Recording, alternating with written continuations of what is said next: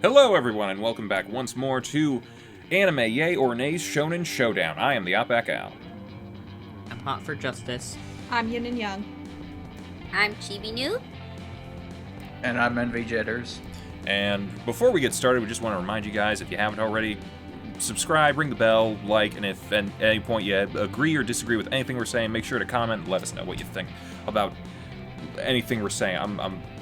I'll figure this out at some point. Anywho, Shonen Showdown. What did we do this week? We did something. We watched things. Last week. Last time on Shonen Show. I'm trying to do a Shonen narration and it's not working. Anyway, last time we watched One Piece and Jujutsu Kaisen and Jujutsu Kaisen 1. This week, we're moving on to the big one. It's My Hero Academia versus Demon Slayer. Yep. So how's everybody else's week going? Everybody have clear winners in their minds? No. I mean... It'll definitely. I predict this one will be a lot closer than last week's. I mean, I would think so. I mean, hey, possibly. Who knows? Why don't we get into it and see where we end up at? I think the first one we're leading off with is My Hero Academia. So what happened this week? Well, it's episode 4. It's test time, as so many of these shows have. So, Izuku Midoriya and the rest of the people who we really don't meet in episode 4, like name-wise, go into a big mock city place to start fighting robots, because that's how they're gonna determine. You gotta blow up some robots to show off your quirk and that. And Deku ain't doing too good. He falls behind pretty quick because there's a lot of other people with like powers that are actually really good. There's this girl that he met before who can lift things and drop them down with gravity. There's a dude who is very intense and very fast. There's another dude who's very horny and has a naval laser. And yeah, everyone's just blowing up robots left and right, and none's left for him. And then the super mega ultra giant robot shows up, which apparently you're just supposed to avoid because it's a giant monster and no one can possibly stop it. It's also worth no points to beat it. So everybody starts running away from that thing. But Deku sees, the girl that helped me out before, who can do gravity things, she's stuck under a rock, and the robot's coming right for her. I have to save the day, and he does the same thing that he did in episode 1 with Bakugo. He just runs right in there, and for the first time ever uses All Might's power, launches himself into the air, and just straight up one-punches the robot dead. Very impressive. Everyone was super like, whoa, that guy had that kind of power? Unbelievable. How has he not killed any robots yet? Anywho, that broke both of his legs and one of his arms, and he's like, holy crap, I was not ready to do any of this. He's falling towards the ground. He's like, well, I'm gonna die unless I break my other arm doing this. But he doesn't, because Gravity Girl slaps him in the face and stops him from falling. And then she throws up a rainbow. And yeah, so he's in an incredible amount of pain. He is now, the job is over, this test is over, and he has killed no robots worth any points. And he's like, well, everything sucks, I failed. Then an old lady comes up, kisses him, feels all better. And then he goes home and wallows in misery because he knows that he has failed, until he gets a letter from All Might who says that he has succeeded because there were other points involved. It wasn't just fighting points, there was also rescue points. If you did heroic things to help people when you didn't have to, that's how you get points. And he got the most of those points, and that means he passes, and he's in the school. Guess how many rescue points Bakugo got? Absolutely none. He's a monster. Let's see here. Then he goes to school, and he's in his class. And he meets all of his classmates. And of course, literally everyone that we've already met sort of before, and then some other people are there. And then they meet the teacher, who is in a sleeping bag. He is a lazy man, but he gets up, and he just like looks like a guy who just came back from like a 3-day weekend in Vegas and did not sleep at all the entire time. And he's like, hey, so we're gonna take you guys outside during orientation, because orientation, fuck that, and you're all gonna test your physical abilities with your quirks. And you realize that, everything has to be fair in middle school and whatnot, and you're not allowed to use your quirks to supplement your physical abilities, but hey, guess what? We're training you to be heroes. You need to know what you're doing. So, start doing these regular athletic exercises, but with explosions and lasers and shit. And he's like, hey, so just so you know, if you... God, I got the hiccups now. If you fail to do any of this stuff, I'm gonna kick you out of the school because you got no business being here. So, obviously, for our boy Deku, he's like, I gotta make sure that I get this. I gotta make sure I do this and do this right, because otherwise I am fucked. But he can't, because he can't control the power of All Might yet. What is it called? All for one. One for all. He can't control it without breaking himself. And he has described it as like an egg in a microwave, like exploding, so he has to figure out how to control it. And yeah, he tries to use One for All to throw a baseball, but then the teacher stops him by turning off his powers. And he's like, I can turn off people's powers just by looking at them. Don't use that power because you're going to break yourself. You can't use this power. You don't deserve this power. You don't blah, blah, blah. You can't be a hero with this. Yada, yada, yada. But Deku defies him, and he uses his power concentrated at the tip of just one finger to launch the baseball. So he doesn't hurt himself nearly as much. And he's just like, oh, this kid. And All Might was watching, and he was like, oh, this kid. And then Bakugo was like, this fucking kid. And he tries to kill him.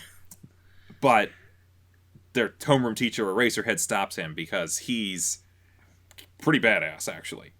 Anywho, everyone's going home. And, people are starting to warm up to Deku, Izuku, Midoriya, whatever you want to call him, the green-haired kid. And the girl that he met before, whose name is Uraraka, or Ochako, whatever it is. Uraraka. I feel like that's like a... I don't know what I feel like. Anyway, she's like, hey, Deku, how's it going? He's like, that's actually an insult that guy used to call me. And she's like, I don't know, I think it's kind of cute. Okay, my name is Deku now. He switched so fast. Oh, yeah, he got it bad. She got it bad. They both got it bad. But anyway, he's Deku now. And then they're going to start hero training. So they're going to go into a facility the next day, and they're going to do heroes versus villains. So they're basically playing cops and robbers with superpowers. And the first team-ups... Well, first off, we also got to look at everyone's new super suits. A lot of them are very cool. A lot of them are very dumb. And, of course, Deku is Green All Might. Skinny-ass Green All Might. But he gets... Hey, his mom made him that outfit. It is very nice. The rabbit ears are just weird. I think it's great other than the rabbit ears. He gets teamed up with Uraraka. And I think he... Yeah, her suit is like... She's like, I should have told him something else. Look at this suit. It's so skin tight. And he's like... He's probably thinking like, I wish I was not in tights looking at you right now. You poor pubescent little kid. Anyway, that's he not gets even teamed the most up with... suggestive outfit on the class. Yeah, she's 30. I'm convinced. Wait, what? Not Aurora. You're talking about Momo? Yeah, she sounds like she's 30. She kind of does. Yeah, she sounds and looks like she's 30. She is clearly not 13 or 14 like everyone else in this class. At the very least, that's not how they animated her. I don't know if she looks 30, but she definitely She sounds does not look like a 14-year-old. There are 14-year-olds who look like that. Yeah. That sound like that? Not that sound like that. I totally agree I'm with that combining part. both. I'm combining the looks and the sound. I'd be like, well, you're clearly an adult. Anywho, he gets teamed up with Gravity Girl, and on the other side is the Flash and Splody Boom Man. Bakugo, and I wonder which side's gonna be which. Bakugo's a villain, as we all know that he is, and yeah, so Deku and Gravity Girl got to go into the building and try to stop. What's his name? The Flash. Ida? Ida and Bakugo have to protect a nuclear weapon that they want to detonate. Which I'm like, you want to be far away from that thing when it blows up. Not really important for the scenario, but yeah, it's combat time, and Bakugo's on the warpath to try to take down Deku right away, but Deku ain't having none of it. He straight up judo flips him, and he's like, I'm taking you down. And then we're gonna cut, because you got to leave him on a cliffhanger after that point. So plot. Let's talk plot. I talked about the plot. I thought, for the most part, this was pretty good. I like that I'm a little mixed, because we are both progressing in that, it was about but I feel like at the very least, the first 2 episodes were almost the same episode, plot-wise. They are literally both, I don't know how to use my power, and I'm being tested on whether I can stay in the school or not. Which I'm kind of like, all right, you already did it once with the robots. The robots. That was great. I don't know that you need to do it a second time. I realize that kind of established who Eraserhead was, but I'm kind of like, the third one I thought was better, because it's actually getting into classes and stuff like that, and I thought that was good. So I think overall I'm a soft yay here. I just think had they not repeated episode 4 twice, at least its plot, I feel like I'd be a hard yay. But yeah, that's just kind of how I'm feeling. Gav? I honestly have to agree with you on that.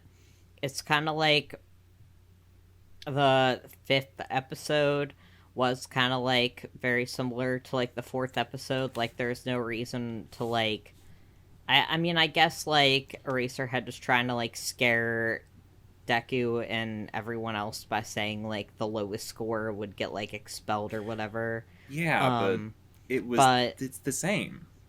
But he lied anyway, like, and you're pretty sure that Deku's gonna get the lowest score just from like how he can't control like his power and he's not gonna use it. And so like you're like, there's no way they're gonna like expel the main character like episode 5. Be very bold if they did, but yeah, and then same with like episode 4 being like, there's no way he's not gonna make it into the school because he's the main character. But yeah, once they got into class and stuff and were like, let's do hero training with All Might, and it's like that was a better episode to watch. But I enjoyed it overall, and I'd still give it a yay.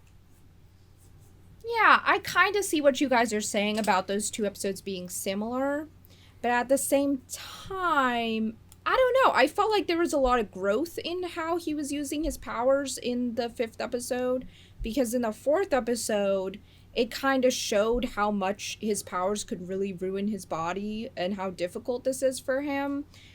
And so it kind of stacked the odds against him. But then the 5th episode, I think we saw how he can, like, use his power. He just made it so that it crushed his finger and not the rest of him. Like, the rest of the arm. So, I don't know. It kind of felt like there was movement in that. Like, we saw him achieve something that he hadn't before, and we saw how he might be able to control his powers in the future. So I actually didn't find it that repetitive. I felt like and it introduced Eraserhead and all that. So I thought that it did develop, and I thought overall, for the other reasons you guys mentioned, I liked the plot, so I would give it a yay. I mean, I'm not saying it lacked momentum. It just felt kind of like a repeat. You're literally doing the same test again, just with but it wasn't the same a lot test. less flash. A little bit. It's a test to use your powers to stay in the school. I guess I can see what you're saying, but I think it definitely felt different to me, and it felt like it was on a smaller scale where we got to see the individual characters more, because we didn't really see everybody in the robot test, you know? It's kind of just focused on Deku being overwhelmed. I don't think we really saw everybody in the sports test. I mean, we didn't see, like, Todoroki, or we didn't get to see much of Momo or anything, but I felt like we got to see a little bit more of everybody. I don't know, it felt like a very different test to me, but I could be mistaken. I don't know. I'd still give it a yay. I think that there were some parts that maybe were a little bit slower. I could agree with you guys on that, but I don't know, I felt like it progressed. Okay. So, I felt like while the plot progression was slow, I felt it was okay. I will say I found these episodes predictable. Like, I was not surprised by anything that happened in any of them. Like, with the test, as Gav was saying, like, he's the main character. They're not going to kick him out of the school. There's going to be some other way that he's going to be saved from, you know, like, getting the lowest score for the entrance exam. Lo and behold, we are given a revelation that, yes, he very much did get, that there were other factors that were involved in the rescue points. For episode 5, yeah, Eraserhead was definitely lying. Why, again, as Gav said, why would you kick the main character out? Even though he did get last place, he is literally the main character. And then episode 6, also kind of predictable, even though it's something different in that they're playing cops and robbers, but heroes versus villains. He goes up against Bakugo. I'm honestly not really surprised that it happened. Not that I don't feel that these episodes weren't okay, they weren't bad to watch. It's just the fact that I would have kind of hoped for something a little bit more unexpected, and I didn't really get any of that, I guess. I don't know, maybe it's just the fact that, like, this is also, like, a school anime about superheroes, but I don't know, there were a lot of things that I could just easily see coming, so, I'm somewhere, like, in a meh to a softish yay. I'd say my opinions on the plot are more in line with what Yin was saying earlier. I can see where you guys are coming from, but I do agree with what they said. I think the tests, quote unquote, for both were kind of different enough to where I didn't think it was too much of a repeat, and I also was really invested in the events of episode 4, especially I remember the first time I saw it when I was wondering, okay, how the hell is Deku going to get out of this? Because I knew going in he was going to get into the school, but again, with the way things were going, I was wondering how's he going to get out of this? And when he saved Uraraka and got the rescue points, I was thinking, okay, that was pretty clever.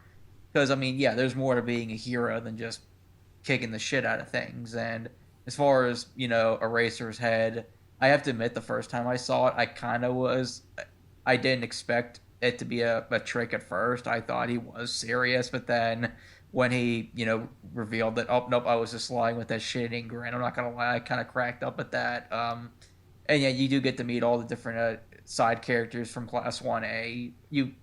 Some of them become more major characters as the series goes on, but it was nice to see the beginning of some of Deku's friendships. And yeah, episode 6 started off the mini arc of them doing, you know, the heroes versus villains, and yeah, the main focus was on Deku versus Bakugo in the beginning, and the next episode resolves that fight in a really cool way, but for this episode it has a nice setup. So yeah, overall I'm kind of with what Yen was saying earlier, I give it a yay. Yeah, plus in terms of Eraserhead, just going off of that, I think his intention was to kick the last person out, but I think Deku changed his mind. So I think that's another thing that added to it, was that seeing what Deku did actually, like, prevented him from kicking somebody out. Because like All Might said, he was gonna do it. He kicked the whole class out, you know? Well, it kind of looks like an overall yay. Not a hard yay for everybody, but an overall yay, it seems like. Why don't we move into characters? Gav, why don't you take this one off? Okay. So we have, I don't know, like, if I should just go over, like, character development and new characters, I guess.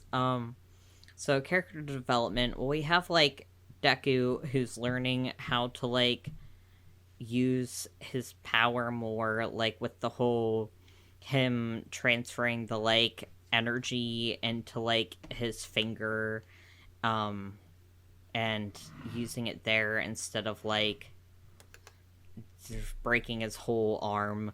Um, and then he also is, like, growing, like, more, I guess, like, character-wise, too. Like, his character is growing. Not, like, the noun character, but, like, not like The verb Deku character. is a character. But yeah. And he's... Because he's, instead of being, like, kind of letting Bakugo walk all over him, he's actually standing up for himself. And, I think that's really great, like, character development for him. And then you get Bakugo, who's the same asshole as before.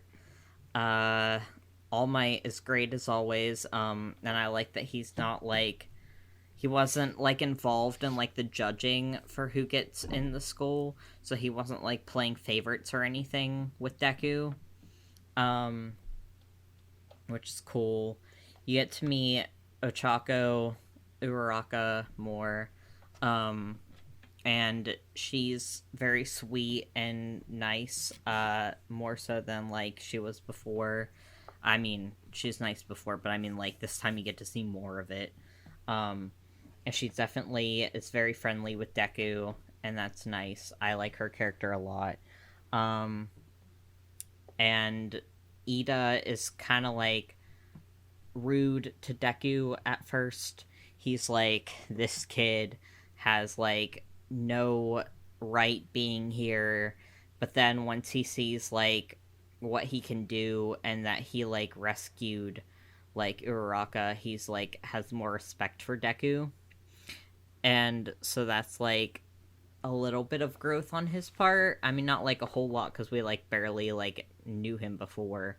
But, like, still. And you also meet... I'm trying to think if you really meet, like, any of the other characters by name. Like, there's Aoyama, but I don't even think they say his name. He's just Naval Laser Kid. Yeah, I They didn't know that name briefly say it. when you said it. They briefly say it during, like, his little introduction when he's doing, like, the long jump. Yeah. I got yeah. things about that, but I'll save it. Yeah. But he's funny. I like him. Not a whole lot of people like him, and a lot of people forget about him, that he exists. But I like him.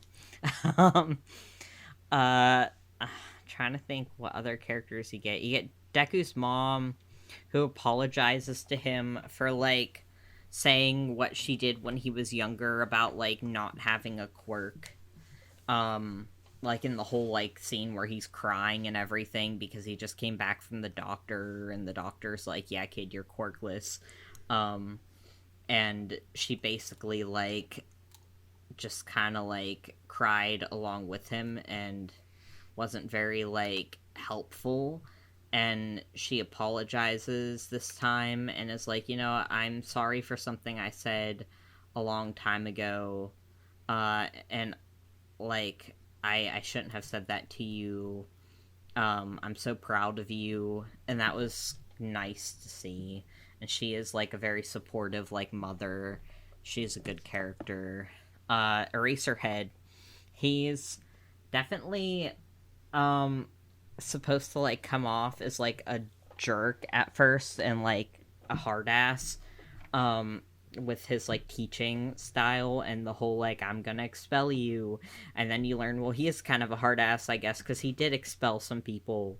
But then he, like, sees that Deku did try to, like, control his, like, power, and he's like, oh, maybe this kid isn't so, like, useless after all. Like, guess I'll keep him around. And it's hard to like talk about these characters without saying things that like I already know about them from like reading, you know, ahead. But I definitely like all the characters for their own reasons, minus Bakugo. I fucking hate Bakugo. We've gone over that extensively before. Yeah, but besides for that, like, all the characters get a yay from me, so... Yeah. Yeah, I agree with a lot of that, too. You know, I don't want to just echo what you said about the development, but I agree with all of that about the characters that we saw before developing pretty well in these episodes. And I liked the new characters, too. I liked Eraserhead. He definitely stuck out to me. And of course I know like he develops further in the manga and stuff, but so I like him a lot better later on, but I think he's still good right now. Like I think he had an interesting introduction, and you know, he makes me want to learn more about him, I guess. And his power's really interesting too. And he's a nice contrast to All Might. That was something I liked. You know, they're almost opposites in a way. So I think Didn't I like say like, okay, who wins in a fight, him or All Might? And we were instantly like, well, the guy who turns off people's quirks automatically wins. I think. The only problem is that if he blinks at all, that his powers go away. Yeah, that's true. Why his eyes are bloodshot. But at the same time, if we were just saying him and All Might, he turns off All Might's quirk. He turns back into skinny ass All Might. He could probably one punch him. I feel like, yeah, he's probably the only person who could take down All Might. I don't know. That is possible. Either way, I think they make for good foils of each other. So that'll be it's setting up an interesting relationship there. Relationship. I don't know, but I've at least learned that there's a ton of shipping in this fandom. There's so much shipping. You have no idea. It got consumed by shipping a little bit. But yeah, I like all the new students too. I like that we got to see more of Ochako, and Ida was interesting. We kind of got hints of some of the others, but we haven't really seen many of the others yet. But I'm interested in everybody. They all got cool designs, interesting powers. So, yeah, it'd be a yay for me. I think all the characters have a lot of potential. So, I'd have to agree with a lot of what Gav and Yin said. The only thing I can honestly really say is I think Bakugo got worse. As far as like just how much of an asshole he is. Not only like does he just not want Deku to be there, he is literally just like going out of his he basically just it feels like he's going out of his way because now he sees that Deku has a quirk that he's just kind of like, wait, this kid has a quirk? He's been lying to me all these years? I'm like, buddy, fuck off. Who cares? That's none of your business. Now you know why I went on my epic rant the first time we talked about this show. No, one was trust surprised me. by that. No one We was saw the surprised first about episode. your rant, but it's just the fact that I'm like, who the fuck do you think you are saying that, like, he owes you an explanation, saying that he didn't have a quirk all these years? For all you fucking know, he could have just figured out that he had one, or didn't want to fucking say anything, because it's so embarrassing because he doesn't really have any control over it for all he knows. So, yeah, I'm just kind of like, dude, shut the fuck up, mind your own business, like, and also stop being an ass. Anyway, as far as, like, generally how the characters were all sort of going, I'm a softish yay. Like, nothing too really, really incredible, but I felt like their development was good.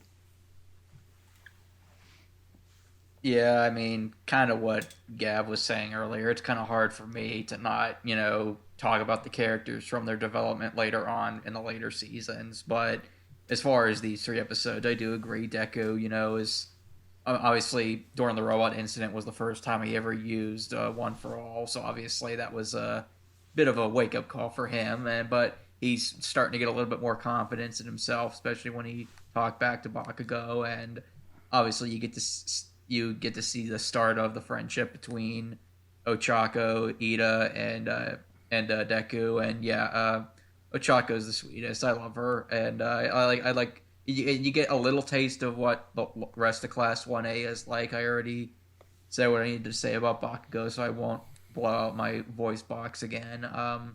And Eraserhead, again, later on, he gets a lot more development, but as far as these 2 episodes are concerned that he's in, I think it does a decent enough job to show you the kind of teacher and mindset he'll be, which I think is kind of like what Yin said, is a contrast between how All Might is. So, for the most part, it sets up future characters that you'll see throughout the show. So, yeah, I give it a soft yay.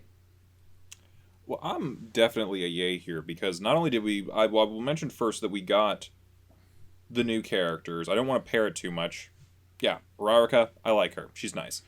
She's probably the only person who's been nice to Deku so far. And I'm like, okay, you know what? Good. Another cinnamon roll, but good. Who doesn't like a pack of cinnamon rolls? The Flash, Ida, is that his name? Yeah. I liked him. I liked his intensity. I thought it was very good. I feel like he's gonna have a lot of good stuff for comedic. Like, this guy is way too into it sometimes. There's a drinking game in the fandom where take a shot every time he moves his arms or hands to say a point of emphasis. I believe it. Like, I can't really, like, go into, like, stuff that's going to happen later because this is my first time watching this, but I feel like he's probably going to be the person who's going to, like, run for class president, like, every year and, like, really get into it. Like, campaigning constantly. But yeah, he is interesting and fun. Uraraka's nice. Naval Laser was funny. I'm hoping he shows up more for, like, just comedic stuff. I gotta think about him, but I think I should put it in world building. God, who else? Eraserhead, very cool. I liked him. I especially liked, you guys were talking about, like, the contrast between him and All Might. I know All Might is, without a doubt, an optimist and an idealist, but I like that you have that other version where Eraserhead is definitely more of either a realist or maybe more specifically a pragmatist, because his whole thing was like, you know, it's not just your intention behind something. You have to be able to do this, or you will die, or you will cause other people to die. And I'm like, yeah, that's a reality check people need, because I feel like the majority of these kids, and, like, especially, like, from episode 1, the whole class was like, we're all gonna be heroes, blah blah blah. I'm like looking at half their powers, I'm like, there's no way, first off. But then it's like, everyone always looks at, like, ooh, look at the superheroes with the flashy costumes and the big battles, and they're always saving the day and everyone loves them. But, you know, anyone who's read a Batman comic knows there's a shit ton of stuff that you, like, actually, not even Batman, every comic book hero, when they're not fighting the bad guys or something, they're getting beat down in other ways constantly. You know, if you're not struggling, it's like, where's your story? And he's kind of pointing out, like, not all of you are gonna be cut out for this. Let's just be real. And I'm like, that's good. That's good to have in there. It's good to have both of those. The, you know, be a hero because it's right and you should do it. And the other one who's like, only be a hero if you're capable of doing it. So that was great. And I liked Deku getting more confident. And, like, I was really having, like, a moment of, like, whenever he, like, anytime he was interacting with Bakugo, like, in that alley where he, like, kind of threw his hand off of him, or he, like, flipped him over in the building, I was really waiting for him to just be like, I can do this all day. Like, you were just straight up Captain America right now. It's I liked it. Him running in towards the robot, like All Might said, it's like, that's a true hero. That's, like, I don't like Batman v Superman.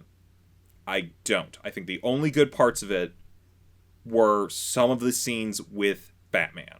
And I think one of the best scenes is the opening when you see Bruce Wayne, doesn't even have his Batsuit, doesn't have a Batmobile, doesn't have anything, and there's a building collapsing and a giant dust cloud coming towards him. Everyone else is running away. He is running in. And I'm like, that is a hero moment. And Deku has already done that twice in this. I love him. And I love that he's getting stronger from just, not even like his powers, just from a character standpoint. He is becoming a stronger person. And I like what that is doing to Bakugo. I think this is fantastic. This is a person who has been number one his entire life and is finally being challenged. And I don't know if that's starting to create some sort of inferiority complex for him or something, but it's development of some kind. He's still a shitbag. Make no mistake. But even a deplorable character can be an interesting character. And I am interested to see where their dynamic is going to take them. So I'm a hard yay for characters on this one. You know, pretty much what everything you just said, I agree with too. I just the shitbag thing. I know. So, no. Like what you were saying about with Deku and everything like that. I pretty much agreed with everything you said. I just couldn't really put it into words, and I'm actually surprised you referenced Batman v Superman, because from our private talks, I know how much you don't like that movie. Yeah, no, I don't. But I like many people will admit, I think Ben Affleck was probably one of the best live action Batman I've ever seen. I think his scene at the end, other than when he kills a man, I thought that was a great Batman scene.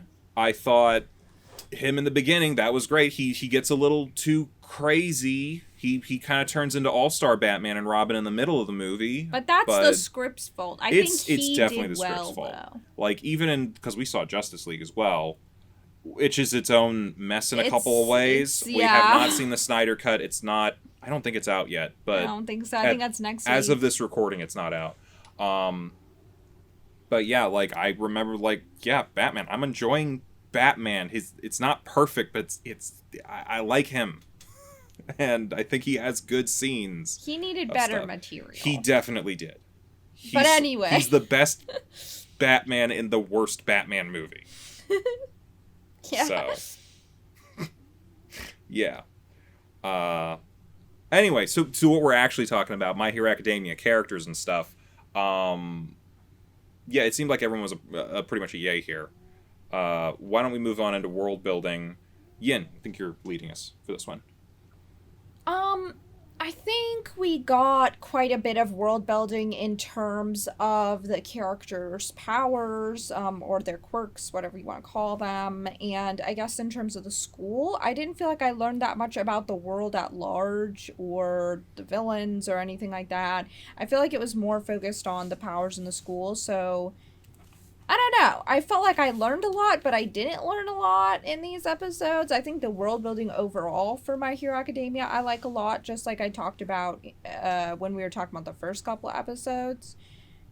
But I don't know. I don't know if I'm just talking about these episodes, how much I really got to see extensive world building. So I'd probably give it like a soft yay for this, because I just didn't get that much aside from their powers and quirks. So, soft yay, maybe.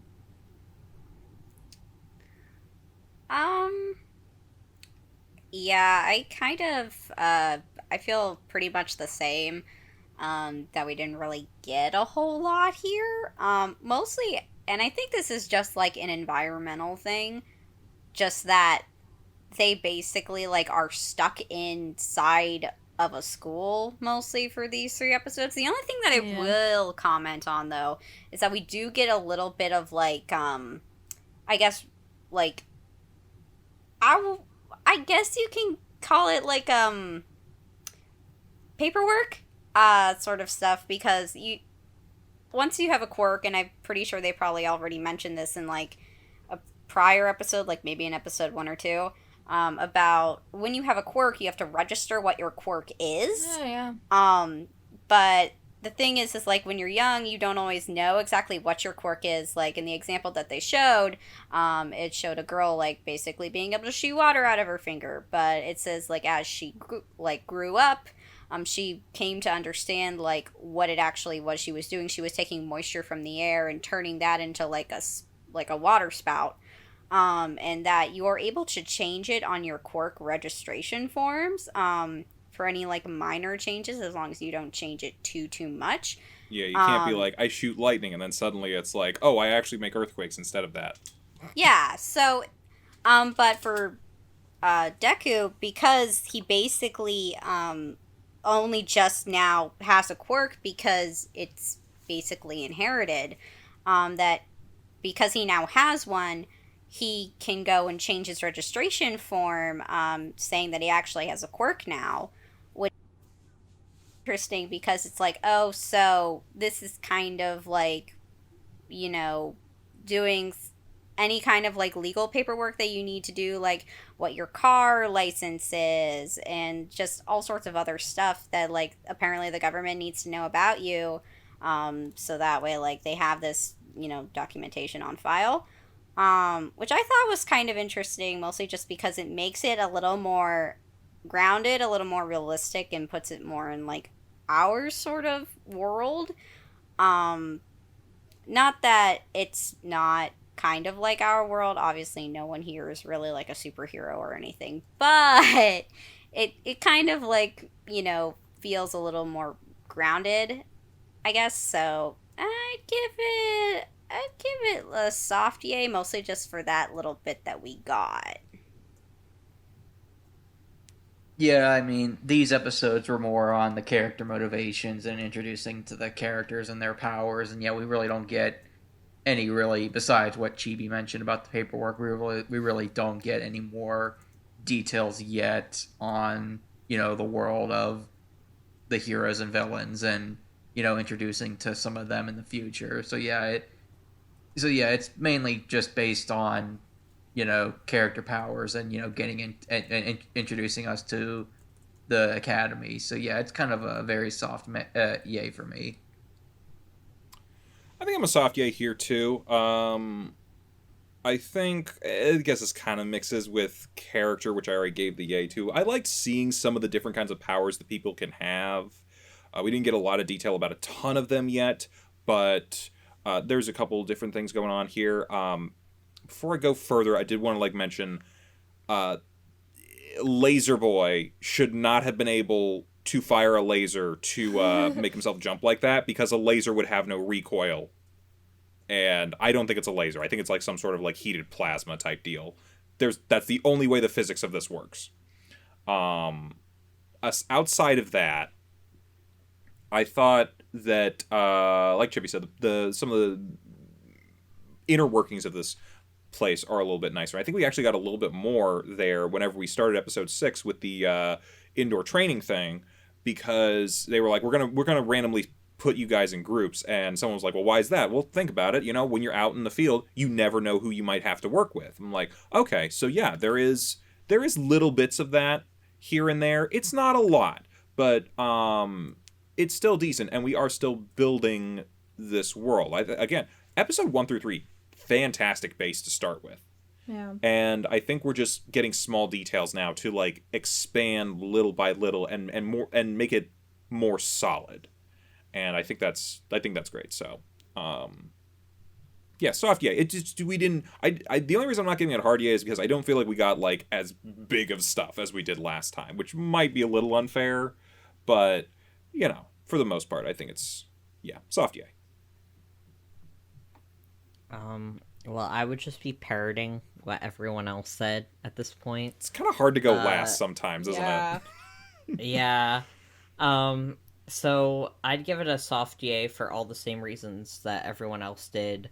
Like, you know, we get a little bit, not a whole lot, which I don't really think is like, you know, like at fault or anything of like, you know, the anime, because it's like they're working on other things right now to establish. But yeah, it's a soft yay for me. Okay. Seems overall a soft yay all around. Why don't we move it into art and animation? Chibi, go ahead. So the art and animation for this, I think it's good. I think the fight scene animations were good. The character designs are all pretty unique. We don't really get any same face from anybody. Especially because the characters themselves kind of all have to be distinct because their appearances kind of go along with their powers. It's kind of like establishing who these people are. Like, you can kind of get a feel for them, even the ones that we really haven't met yet, just sort of based on how they look. Um, da, da, da. Overall, I'd give this a yay. Yeah, I like the art and animation with My Hero Academia. Like I said the first time we talked about it, it's nice and colorful. There's all in it, and while it's not entirely comic booky, I think some of the animators definitely drew some inspiration from comic books. Like when Deku punched the giant ass robot, I felt like that was like kind of ripped straight out of a, well, I guess the equivalent would be an action manga, but you could also say a comic too. And yeah, the other, and you don't get to see a ton of powers, but the powers that they do show looked cool, especially with how they did Eraserhead's powers. And again, it's kind of hard for me to talk about it because I know what's coming up. But as far as these 3 episodes, I think the art and animation was pretty solid as well. So yeah, I give it a yay. Yeah, I agree with that. I think things have stayed pretty consistent from the first episodes to these episodes, and I think I think the animation is really great in helping with whatever tone the scene requires.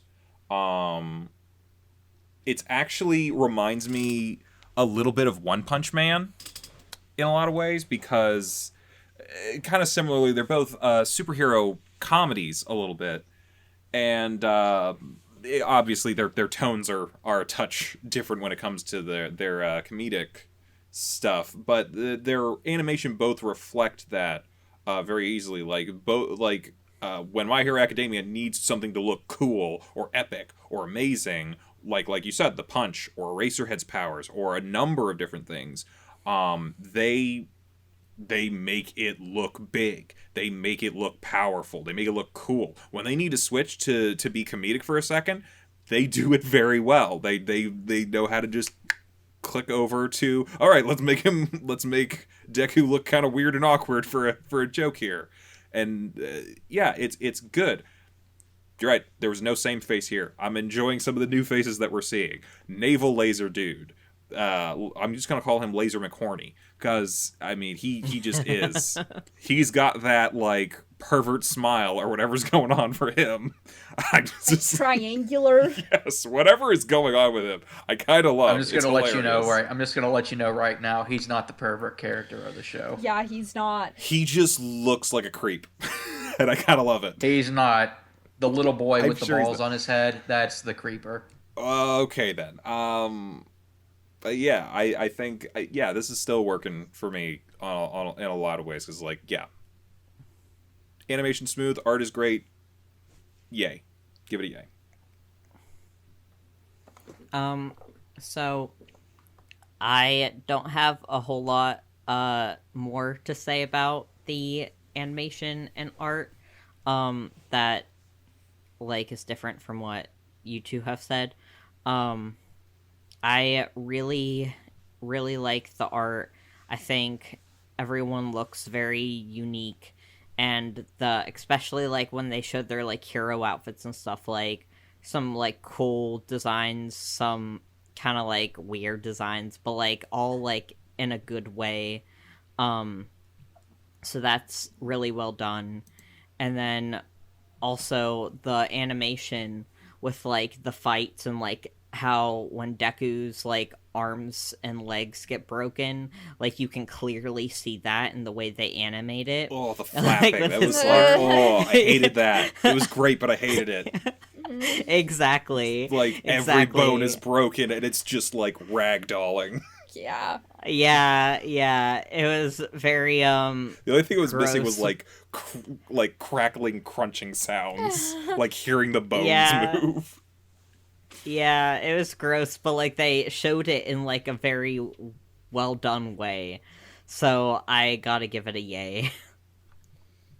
Yeah, I don't have that much to add to what you guys said. I agree with everything, especially about each character looking very distinct and very iconic in their own way, and the way that their hero suits really match their powers and seem to really serve that. I like a lot. I mean, I remember when I'm reading the manga, like in the beginning, they always gave like pages where they would like show like the little things about the costumes and like what exactly they do and how they function, and that was really cool. And I think you can see it in the final designs even without all that information, so it's really well reflected there, and you can tell just by looking at the characters like what they kind of center around.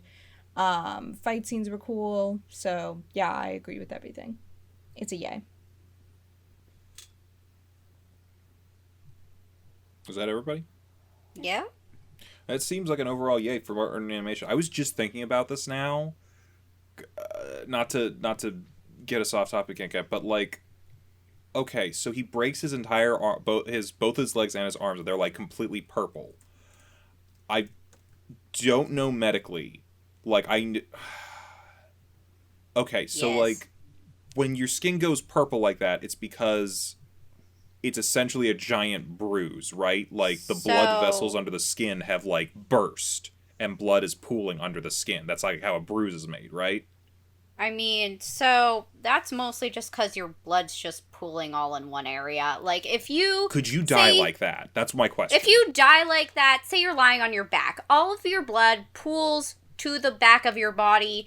Most of you is going to appear very pale. If you turn yourself over, your back's literally going to be purple. There you go. But like his entire arm and both of his legs were like purple. Like I'm like wondering how much damage that causes to the circulatory system, if that could like cause either a blood clot or something like that and like kill him if it went untreated for like long enough. I mean, I'm not a doctor, but anything's really possible, I would think. I mean, that arm basically was bludgeoned, Yeah. so... I mean, so were his legs. Yeah. He essentially blasted them off concrete. I don't know. It's like, just visually, it kind of makes me think, like, this could kill you. Like, in a That's real world, what I mean, in a real world, what the hell am I talking about? I mean, that is what they were telling him. This power can kill you. Yeah. Yeah, but I thought they kind of meant it more as, like, you know, you'll blow your arm off. Like, physically, it'll detach or something, and that'll cause you to bleed out. I'm wondering I if wish blood I can clotting or something explain might it to you be because they do explain it later on in the show. But for these Oh, 6 okay. episodes, they do explain his power in great detail later on. But it's obviously later on. Like, I could understand using the muscle so much that it explodes or something. But, like, I'm wondering if there would be, like, long-term damage to, like, his heart or something if he had, like, too much clotted blood or something going on. Or if that was become an issue. I don't know if that would be an issue. I am not a doctor, and I don't think I could ever pass medical school, so... I'm kind of just... Why don't we move on? I'm going down a rabbit hole. Sound and dubbing. Envy, I think you're leading us off on this, right? Am I? Yeah, I think so. Yes. Okay, yeah.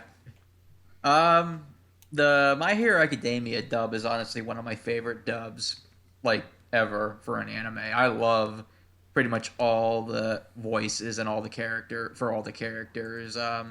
So much so that when I started watching season 4 last year, or 2 years ago, the dub wasn't caught up, so I kind of bit the bullet and watched the sub. In all honesty, I couldn't really... I mean, I didn't think the sub was bad, but it was nowhere near as good as the dub, in my opinion. I think all the characters' voices fit the character and their tones and personalities. I mean, obviously, J. Michael Tatum is Tenya Ida. He's great as always, and you pretty much have a who's who of anime voice actor veterans and some of the other roles. So, I can't say enough good things about the dubbing, and then the music is also really good. It puts you in the right mood. like you were mentioning earlier about the animation, whenever it wants to get pumped up, it gets you pumped up. When it wants you to get somber, it gets you somber. Whenever it wants you to have a comedic moment, it has comedic timing, especially with the sound effects. So yeah, it's a high A for me. Yeah, I think I'm in the same thing there. Music was good, heightened the scenes. Everybody's doing a good job. Yeah, same for me. Standout was J. Michael Tatum. That guy. Yeah, he's pretty much doing like a what I would assume serious Okabe would be. I had a lot of fun with that. That was great. Everyone else doing a great job emoting to what they needed to get. Their timing is good, and I think part of that has to do with the script that they originally got, and like some of the animation it definitely hides it as well. But like they have good line reads for their comedic moments, and it's genuinely making me laugh. So like, Deku it is. Like I cracked up at that. That was pretty good. You know what the sad thing is too is that they actually changed that joke from the original sub. What was it? In the original sub, Uraraka said that Deku means like courage or something like that. So that's why she thought it was like an appropriate nickname. They completely changed it to where, oh, I just think Deku was kind of cute. And honestly, I kind of like that better. Just because it's like, it's high schoolers, so they're going to flirt with each other like that. I relate to you right now, man. The first time a girl has ever shown you any attention, just keep agreeing with whatever she's saying. I think I joined. I think I was in an honors physics class because of that, and I did not do well. That's a story for another time. No, I could. Okay, so the guidance counselor or whoever had set up my schedule for that year at high school had like screwed up. I wanted the regular physics class, not the honors physics class. In the honors physics class, and there was a girl in there that I liked and that I wanted to ask out. So I'm just like, oh, I can handle this. I couldn't. I did not do well in that class. And she did not want to go to homecoming with me. So it just didn't work at any level. But hey, it's working for Deku today. So yeah. And of course, we got Chris Sabat back as All Might. That's always good to hear. Eraserhead was good. Everyone did a good job on this. So I'm gonna give it a yay for sound and dubbing. I think all the voices fit well except for Momo's. Oh god, I forgot to mention her. Yeah, she sounds like she's 30. Yeah, who did sound a lot older than she actually is. Like, I get that she's supposed to be a mature character. Like, I mean, more mature than, like, the other characters. But... yeah, but... It's too much. Still... It's too much. But besides for that, all of the dubbing is... Like, the dubbing's good. All the voice actors did a really good job, and I think it was pretty fitting for the most part. And the sounds, like, the music was good. Like, I remember specifically they were playing some rap music when, like, they were walking out in their hero costumes. And I thought that was, like, oh yeah, they're, like, trying to, like, be all cool, I guess, and it I don't know, it was just funny. But yeah, I'd give it a yay. Yeah, I would give it a yay as well. I mean, I liked the dub the first time we watched it, and I think all the voices continue to be really good. I think they all match really well, except, like Gab said, I'm not nuts about Momo. I don't know if she gets better, because we only heard her say, like, one thing, so maybe she doesn't always sound that way, but she No, did it's the for same that voice. And I didn't mind Momo's voice, but I can kind of see where you guys are coming from.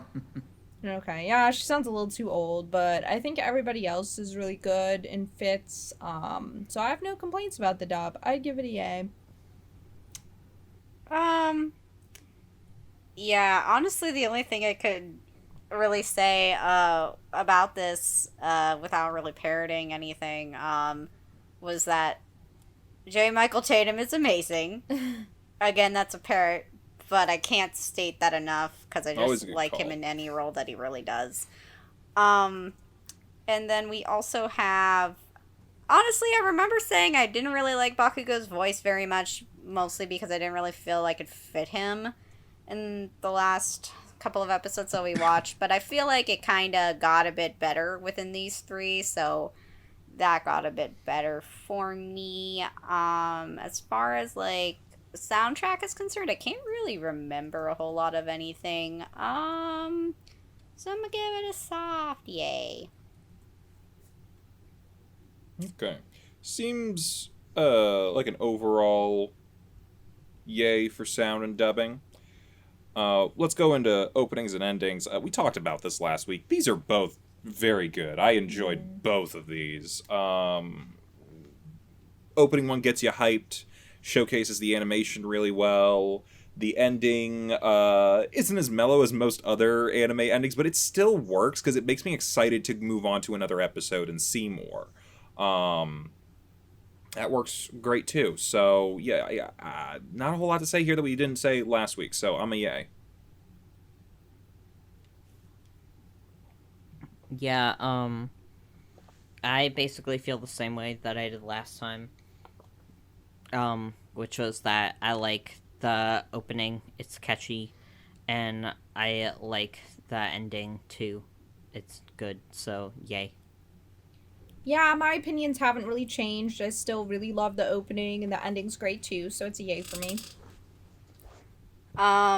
So opening's still good. Ending is an earworm. It's been in my head for 2 days. And honestly, when I was first watching it, it kind of reminded me of something, and now I remember what it was. It reminds me of the first ending of Haikyuu when they're doing the fucking running scene. That's what it reminded me of. Maybe it's the same artist. I don't think so, no, because it's literally just Deku running in one direction, but with Haikyuu, it's just like, it's just different. I'm like, why does this remind me of something? This is what it reminds me of. The dots are connecting. You didn't connect shit. I did. Anyway. Yeah, they're a yay. Yeah, pretty much to say what everyone said. The opening is really good. The ED is really good. The only thing I can say negatively, quote unquote, is that it's not my favorite in the series. There's other ones I like a lot more, but again, for these ones, I think they're really good. So yeah, yay. Yeah, that's a yay overall for openings and endings. Let's get into final thoughts. Gav, take us away. Okay. So yeah, I really like My Hero Academia. Like, it's a good show. And I think that these episodes were really good, and I know that it just gets better. But like, yeah, these were a good, like, episodes 4 through 6. And it did, like, some good character establishment, and introduction to new characters. That was, like, a good time to do so in the show, I think. Yeah, I mean, I'd continue watching it, so it's a yay for me. Yeah, it's a yay for me as well.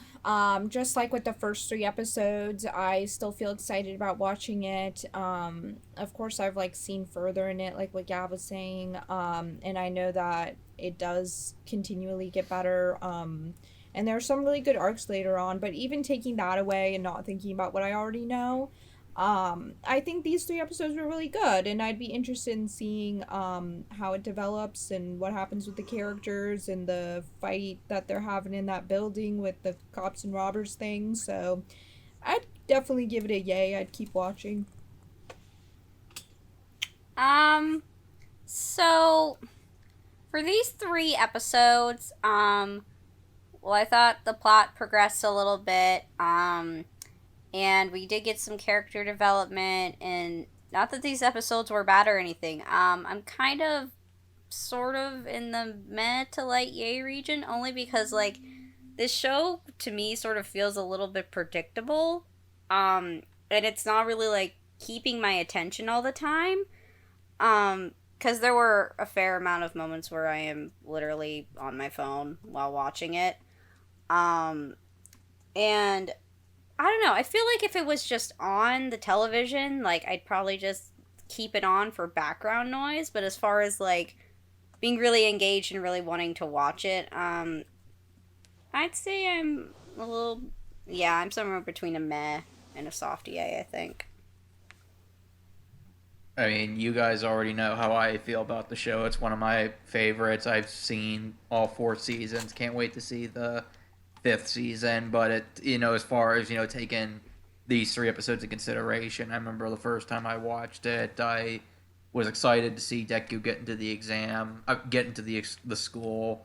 I was excited to see him meet and interact with the classmates, and if this was just coming out today, I'd be excited to see next episode to see how's he gonna do in his first fight against Bakugo, even if it is like a practice fight. So yeah, I have kept going on and wanted to watch more, but if this was a brand new show, I would want to definitely see what happens going forward. So yeah, it's a yay for me. So, I did not watch this when it was coming out, and I'm a little disappointed in myself for not doing so. Neither did I, so don't feel bad. Yeah, I think it was one of those things where I think everybody was into it, and I was just like, everyone was into Sword Art Online. I don't think so probably not a great thing to compare, but yeah, this was good. I enjoyed this. It's keep me interested, especially in the characters and how they're gonna change and what's gonna happen with them. Yeah, I don't know. It also is just one of those shows that kind of just makes you feel good watching it. I had some criticism this week, but yeah, I will say, in comparison to the last 3 episodes, I don't think these 3 episodes were as strong as the first 3 episodes, but they're pretty strong. So, yeah, I'm a yay. I do want to keep watching this. So, yeah. I think that was everybody. Felt like an overall yay. But the real question as to whether it gets the yay or not is what's going to happen with our other show for this week. Demon Slayer. Let's talk Demon Slayer. So, last we left off with Tanjiro and all the demon slaying buddies. He had just cut through a super thick rock that I'm assuming most people thought would be impossible for him to cut through. But he did it anyway, because screw logic. And now he is eligible for the episode 4 test that everyone always has to take. And he is going to go up to a mountain to fight more demons, like real demons. He hasn't actually, really fought a demon yet. He sort of has, but not in any way that really mattered long run. So yeah, teacher didn't think he was going to make it. He leaves Nezuko behind. He goes to the mountain, which is surrounded by wisteria flowers, which apparently repel demons. Mm-hmm. So it's essentially a big mountain, and at the top there's no wisteria. They trap a bunch of demons in there for people to fight against in a trial to see if they will get into the demon core or not. So he's there along with, I didn't count them, but it looked like 10 to 15 other candidates. And he has to survive for a week on the top of the mountain fighting demons. So he runs in there and he's like, okay, I gotta get to the east side of the mountain because I can rest during the day. I want to make sure I'm in a spot where the sun's gonna hit the mountain first. He starts running into demons right away, and the demons are starving. They really want to eat something, and they start even fighting each other over the candidates to try to get something. So it's a pretty tense situation, but Tanjiro is getting really good at this whole knowing when to attack and finding people's openings kind of thing. He describes it as this string that the moment he finds the opening, the string gets taut and guides his sword in. It's a very cool visual. So he's fighting demons, running around. He's also trying to get them to talk to him a little bit, to see, because his main mission is still to get his sister to turn back into a human, but none of them are willing to talk to him. So he's having a bit of an issue there. And then this fuck-off giant demon shows up, who's made entirely of arms, and he's like, I've been here for 47 years. Your master like got me stuck here, and now I take pleasure in eating all of the kids he sends here. I've like eaten 13 or 14 of them.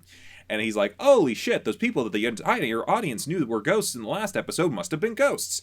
I have to stop this thing. It's got a super thick neck, but he's like, I cut through a super thick rock. And it's like this really good battle with like some John Carpenter like body horror stuff going on with the demons and stuff. Like, I feel like that's gonna be a thing that we're gonna be seeing constantly throughout this, is like some body horror shit, which I'm down for. I like that sort of stuff. Like, I love The Thing.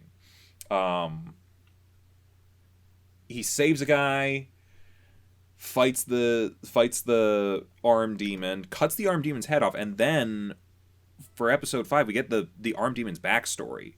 Not a ton of it, but like essentially underneath all of that anger and hate and evil was just a little kid who was scared of the dark and needed his brother's help. Like, he wanted to hold his brother's hand, like going home, but one reason or another he turned into a demon and he ate his brother. But when Tanjiro cuts his head off and he's dissolving into nothing, I guess his spirit or whatever reunites with his brother and moves on. Tanjiro's kind of like giving him a moment of like peace before he dies. I'm like, that was really nice. I can't say 100% that he deserved it, but he gave it to him all the same. Spends the rest of the week on the mountain, cuts down some demons, doesn't find out any new information, but he passes along with 3 other people. So everyone else died. But they're like, okay, you're officially in the Demon Corps. We're going to take your measurements for uniforms. You're going to pick out some ore to turn into a sword. This one guy gets really pissed off and tries to get a sword right then and there, but they're like, yeah, dude, they don't have swords. Take it easy. Tanjiro nearly breaks his arm because the guy was apparently trying to swing a big dick, but his dick wasn't as big as Tanjiro's. So, it's like, I don't know. Anyway. Some quiet girl also passed, and some blonde kid that we'll probably never see again, who like constantly thinks he's gonna die. Yeah, about that. Anywho, If only. Anywho, they also get crows, except for one kid who got a sparrow. Because I mean, I don't know, he's a loser, I guess. We'll never see him again. Yeah, he is. Doesn't matter. Yeah, about that. They pick out stuff. They go home. He sees Nezuko. Nezuko is awake. Good. They have a happy reunion. The old man didn't think he was going to come back because he is super happy to see him. And, you know, they're just kind of going over a few stuff, talking about stuff, waiting for the sword to arrive. The sword arrives, and the guy who has it is a bit of a dick. Doesn't really like listening to what other people have to say. And he's also wearing this mask, which, you know, they say it's a clown mask in the dub. It is not. I actually know this mask now because I watched Dororo. It is a mask that depicts a god for blacksmiths. It's like that weird like pinched mouth thing is supposed to be them blowing on like the bellows or the coals to heat them up to melt the steel. It was actually really interesting. It was like it's kind of a nice little detail for the blacksmith. And he gives him the sword, and the sword changes color, like, because apparently the swords absorb the aura or whatever of their user. So, you know, we got colored lightsabers. It's cool. It's, you know. But his turns black, and people don't see black blades very often, so they're like, we don't know what that means. It might mean you're gonna die very soon. We don't know. Pisses off the blacksmith because he wanted to see a red sword, and he thought to himself, oh, this kid... you know, his family works with fire and he has red hair, you know, it should turn red, and he gets pissed the fuck off when it doesn't. But it doesn't matter because now he's got a sword, he's got a uniform which apparently works like light armor or something. He's got a new box for Nezuko to take, and his crow, which talks, gave him a mission to go find a demon in some town that is kidnapping young women. So that's where he goes. And next episode, he is on the hunt. He is a demon slayer hunting down some demons. And in the town, girls are disappearing in the middle of the night. No one knows how it's happening. They leaves like no traces of them. He goes there. He finds the most recent victim's boyfriend, who is being blamed for this entire thing. And he's like, here, show me what happened. Show me where it was. Anything you remember, we're going to just go around. He starts sniffing the area, because it's his only real way of, like, tracking stuff down, because he's got that amazing nose. And he is able to kind of follow the thing's path. He's not sure what exactly it is, but he's able to follow it. Meanwhile, across town, a shadow is following this girl around into her room, and then we get the scene from Nightmare on Elm Street when Johnny Depp dies, and spoiler, and she gets sucked into her bed by some arms. Unfortunately, no fountain of blood like in Nightmare, but you deal with that. Tanjiro smells this, goes running, starts Super Saiyan jumping across buildings, because we did not see him do that before, but, like, damn, he really came a long way in a couple episodes. Finds them, realizes, oh, they're underground, so he stabs the ground. The girl pops out, he pulls her out, and finds the demons are, like, they're like, swimming through the earth like it's a liquid, and they're, like, making little shadow portals and stuff. It's really interesting to look at. And they want to... There's 3 of them. It's one demon, but he split himself into 3. And depending on how many horns you have, it also denotes how stupid you are, apparently. Because the one-horn guy is like, very, very smart and knows what he's talking about. The second one is just a rageaholic, and the third one can't even talk. And they got this weird, like, grinding teeth thing. But they want to eat 16-year-old girls before they lose their flavor. And he's already eaten a bunch of them. So now Tanjiro's like, okay, I gotta protect this guy who's with me, I gotta protect the girl, but I also gotta try to kill 3 of these things. This is not a good time. He's not really able to take them down, and then Nezuko pops out of nowhere and kicks the shit out of one of them, and she's ready to go berserk mode on these things, because she likes humans now, because old man put her under hypnosis while she was sleeping, and now she's like, I'm gonna kill all the demons. She is having Eren from Attack on Titan rage, and she's ready to go, and that's where we cut off for episode 6. So, yeah, not dissimilar to My Hero Academia. We're going to stop right in the middle of the fight. They really want us to keep watching both. So, that's the plot of Demon Slayer. What did we all think of the plot? Who's leading us? Is that you? Yin? Yin. I think so. Yeah. Okay, so the plot... I feel like overall I really liked the plot of these 3 episodes. I feel like they were packed with a lot of action, but we also get a lot of character stuff, which we can talk about later, but I think it's infused in there really well. I think we get a lot of the world, a lot of the demons, this is also part of, like, world building and stuff. It just all feels so interrelated that it's kind of difficult to talk about them separately in terms of these 3 episodes.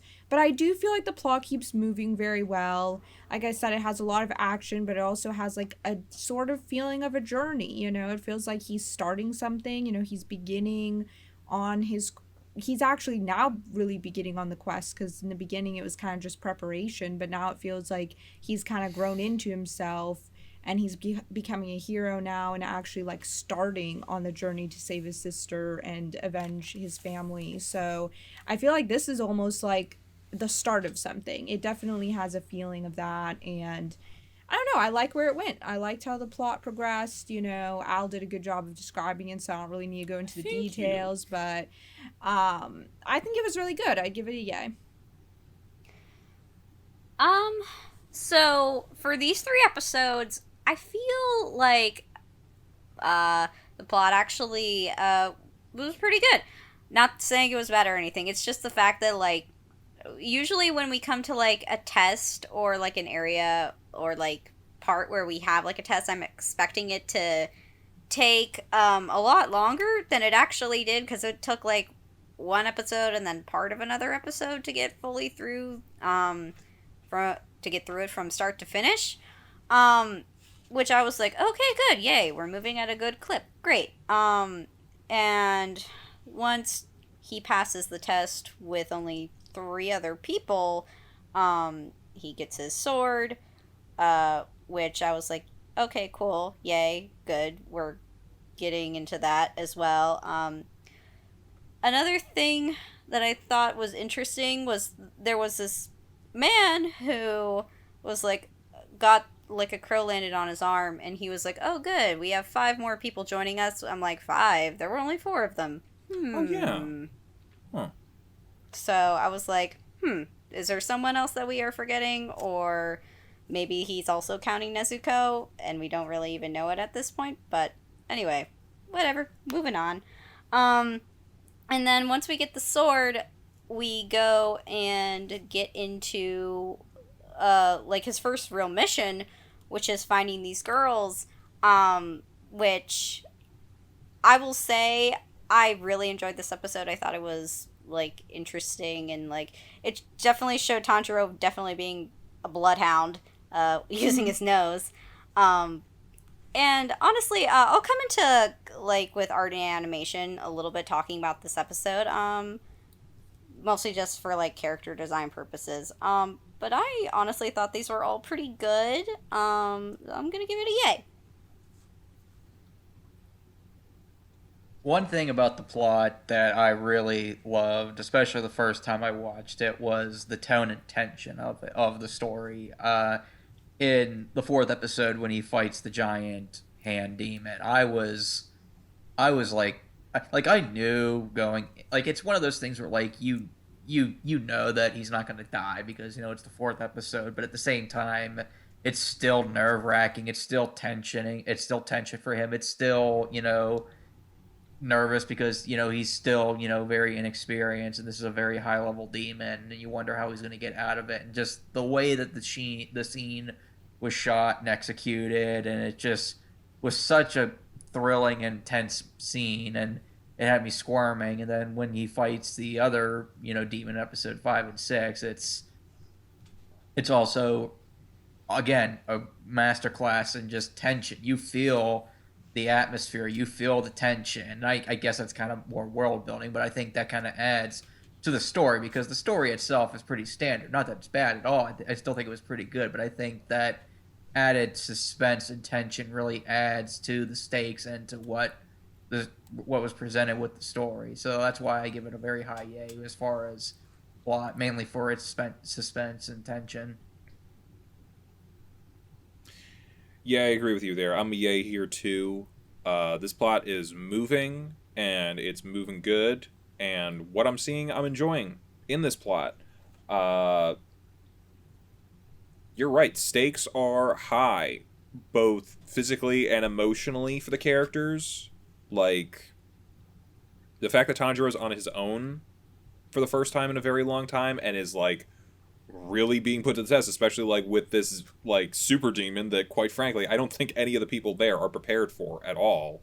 And the fact that it has, like, a lot more emotional weight than, like, the first demon that he encountered. I don't even know what we call him. The one that Nezuko kicked the head off of? Yeah. Yeah, there's a lot more emotional stakes there. Not only that because of, like, the fact that he's going to be eaten, but, like, this guy killed basically all of my fellow, like, disciples to a teacher. And, yeah, like, it just kept pushing and moving, and you're right, the tension was great. And, like, anytime they're in a fight, you don't know what's going to happen. And it keeps you on the edge of your seat, and I gotta give it a lot of points for that, so yay.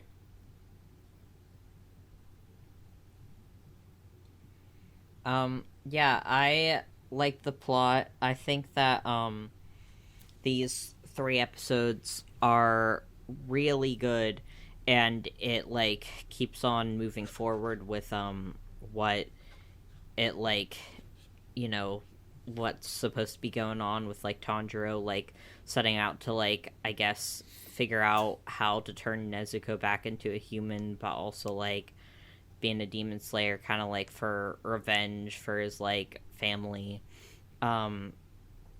And there's more that I want to bring up, but it's kind of more in, like, world building, so I'll wait until we get there. But yeah, I think that the plot for these 3 episodes is really good, and I'd give it a yay. I think that was everyone. You started it, right? Yes. Yeah, so it seems like everyone's a yay for plot. Let's move on into characters. Chibi, I believe you're next. Yeah. Okay. So for characters, okay. So gonna start with some character development first. Tanjiro, now that he's gone through his training and has broken the boulder, um, I feel like he's gained a lot more confidence in himself, and his, like, ability to fight demons, obviously because he's been training for so long, and we can see that he's come a long way, in doing so, that he's now ready to take the exam, which Uroku Kodaki definitely didn't think he would ever do, because he literally gave him the biggest boulder of them all because he didn't want him to go off and take the test, because no one has ever come back. And that just kind of even shows you, like, the relationship that the two of them have formed over the time that Tanjiro has, like, been under his tutelage, because it definitely shows that he really thinks of him as, like, family and a son. As far as when, he comes back and he sees Nezuko and Hiroko Kodaki for the first time, it also shows, like, in Hiroko Kodaki, like, crying because he's returned home, that it definitely is very much more like they are family. Which I think is very, very touching, because it just kind of shows that, like, how found families can be formed and just how strong they can be. Another thing for characters with Tanjiro is just, like, we see a lot of compassion from him, even from those who've done very terrible things. Specifically with the many-armed demon, who's eaten all of Urodo Kodaki's previous students. Like, even in its final moments of death, and it, like, kind of fading away, obviously, after its head's been cut off by that sword, he still wishes for it to, find rest and find peace, even though it's done so many terrible things.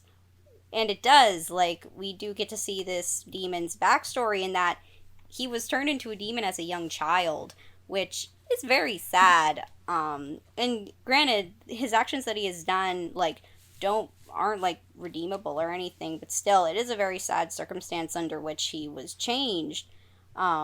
So, like, it shows that Tanjiro, like, even for those who've done terrible things, like, he still feels, he's very empathetic toward them. Moving on. It also shows that he will not tolerate bullshit from anybody, in that he breaks the one guy's arm because he's, like, manhandling one of, like, the proctors for the exam. Which I'm just like, yeah, you break his arm. Good on you. Because that guy's an asshole. And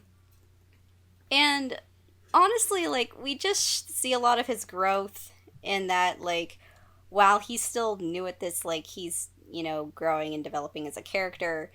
And then, Nezuko, not that she really gets a whole lot of development, but because of Urodo Kodaki's, like, suggestions while she's been sleeping, like, obviously she's now become, like, she thinks of all humans as her family, and she's ready to kick ass if any of them are being threatened by demons. So I just feel that that's an interesting little tidbit to add in there. And then, okay, I'm forgetting any more character development-y sort of things, but I'm gonna talk more about character introductions. So as far as the characters go for this, we get introduced to our 3 other finalists for the exam, in the butterfly girl, whose name we don't know, the scar-faced kid, whose name we also don't know, and the blonde-haired one, whose name we also do not get, but we know he's not important to None the of them. show, and only Probably, like, that he one-off is in the characters for this opening. episode. But the thing is like, all I will say for this is that he really just thinks that he's like, I'm gonna die. I'm like, buddy, me too. And I will say that even though he seems like a bit of a wimp, I'm like, that sometimes sounds like my inner monologue. So I'm not going to hate on you quite just yet, even though I have a feeling everyone definitely does not like you. At least among the circle of people that I am talking to right now. I don't think people hate him. I just think he's not going to be there at all. Why are you lying? Why You've are you seen always it. lying? Anyway, so we get a sense that, like, oh, these are potential, future players that we might see later on in the series. And then we don't really get a whole lot of other characters aside from, like, really minor ones. I don't remember what the kid's name from episode 6 was, the one who was with Tanjiro while they were trying to, like, find the shadow puddle demon is what I'm just gonna call it. He's probably not going to be there that long. He's not gonna be there that long, I know that, but it's like he's still helping him out, and like it was fine. I kind of want to know what the shadow puddle demon's deal is. Obviously he wants to eat 16-year-old girls before they lose their flavor. But other than that, I'm just kind of like, where do they come from? And also, it's just like, why are there 3 of you? I'm like, what kind of blood demon art? Is that what it's called? That's more of a world building like thing. that, yeah. But I'm like, I wonder what that is, or at least what his power is exactly. Or like how that came to be. I don't know. That's, again, it's more of a world building thing. But I just felt like there was a lot of good development here. We got introduced to some new characters, some that were maybe potentially important for later, and then others obviously people aren't very excited to meet later on. But anyway, I'm gonna give this a high yay, just for like the character development and character interactions. Honestly, I'm not going to waste too much time because literally everything that Chibi just said about the returning characters with their development, I completely 100% agree with. I'll just say that, like I said last time, Nezuko is precious and she must be protected at all cost. Yeah, I wish blonde hair boy, which I know his name, but for the purposes of this show, I wish he was a one-off character. But whatever, we'll just agree to disagree. It's a yay for me. I think I'm a yay here too. We don't get a whole lot of new characters really yet. I know we're seeing these characters and they're gonna be important at a point, but they're not now. So really all we have to work with is Tanjiro the demon and the teacher Nezuko.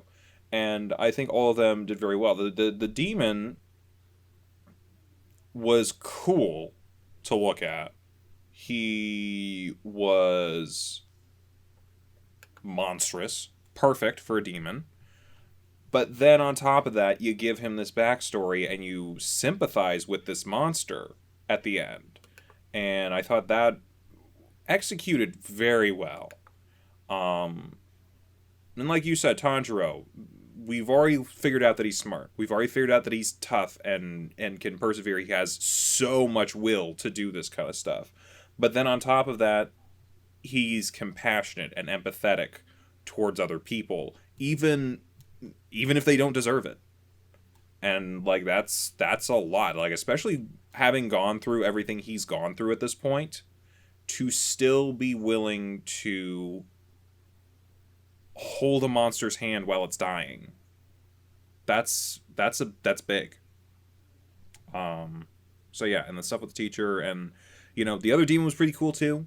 I don't think we've seen everything that we're gonna see out of that yet, but already his powers are very interesting, and whatever he did to split himself into 3, that's cool as well. So plus Nezuko, badass fighter again. I don't have anything really to complain about here. So yeah, I'm a yay for characters. Yeah, if I were to talk about the characters, I think I would just be parroting what everyone has said. But, yeah, I mean, Tanjiro is such a good person. And and I really enjoy that in a main character. And yeah, Nezuko's badass and like cute when she's like, well, she's just cute. And her whole like, now you care about humans like they're your family, like the fact that she like does see the humans as like family and like cares so much about her family that works on her. That's like really telling of her character from when she was like a human. And yeah, I'd give the characters a yay. Yeah, I would give them a yay too. I would just be echoing what everybody else said at this point, but I will emphasize that I agree with the development on Tanjiro. I think the empathy that he had for that demon was a pretty good show of like his character deep down. And I like that about him, and I think it's really unique about him. Also, the demon itself, the many-armed demon, I thought that story was really touching, and I really liked seeing that. So, yeah, I don't really have much else to add to what you guys said, but I agree. It's a yay. That sounds like an overall yay for characters. Why don't we slip on into world building? Envy, are you taking us off on this one? Yeah. Yeah. And oh boy, what a lot to talk about. And I mean, there's a, I mean, in a sense, the story is pretty straightforward, but there's just so much background detail and just so much like there isn't a lot of direct world building like it's spelling out the world history for you or anything like that. But there's just it's almost like this is a weird comparison, but it's almost like a Miyazaki film in a way, where like you can just tell this world is so full of life and energy and backstory, and you just want to learn more about it. I mean, obviously with the big many-armed demon, that's just one of the many examples of the different kinds of demons that you get to see, and you wonder how many different kinds of demons there are, and also with the demon slayers, it's like, okay, so that's what their that's what their initiation is like. Well, damn. What's their actual missions and training going to be like? And sure enough, you get a taste of that with Tanjiro's first mission. Oh, what's your first mission? Oh, nothing simple, nothing too crazy. Just trying to kill a demon that's stalking and killing 16-year-old girls. Nothing major. And there's just a lot of environmental storytelling as well with the backgrounds and the music and everything like that. It just sets the tone and atmosphere so well. So yeah, it's a lot of background world building in a sense, not direct, but it's still very intriguing. So I give it a yay. Yeah, I think that's where I'm at too. Like, I like that we're learning a little bit more about the demons and what makes them, powerful, what makes them weak, different stuff like that. We knew the sunlight thing. We're learning about the swords. We're learning about like stuff about the demon cores. We don't know that much about the demon slayer cores yet, but we're learning some of the more basic elements of how they operate. Like with the crows, with the magic swords. Well, not technically magic, but like they're kind of magic. The stuff like that. And yeah, like the different kind of like powers that the demons can have. It was very interesting, and like, now we're moving on into like go out and hunt them. I actually started really thinking like this is starting to feel like an episode of Supernatural a little bit. Yeah. Yeah. With like, honestly, yeah, when we heard about a thing in this place, go check it out. Go talk to the locals. Find something weird, and then kill it till it's dead. That's honestly what I thought when they started episode 6. I'm like, oh my god, this literally feels like I'm watching Supernatural again. God, all he needs is like some sort of traveling companion who will act kind of like a brother or something. Oh wait, no, you're right. He's got a sibling that he's traveling with who has connections to demons. Yep. That is the softest Dean I've ever seen. Yeah.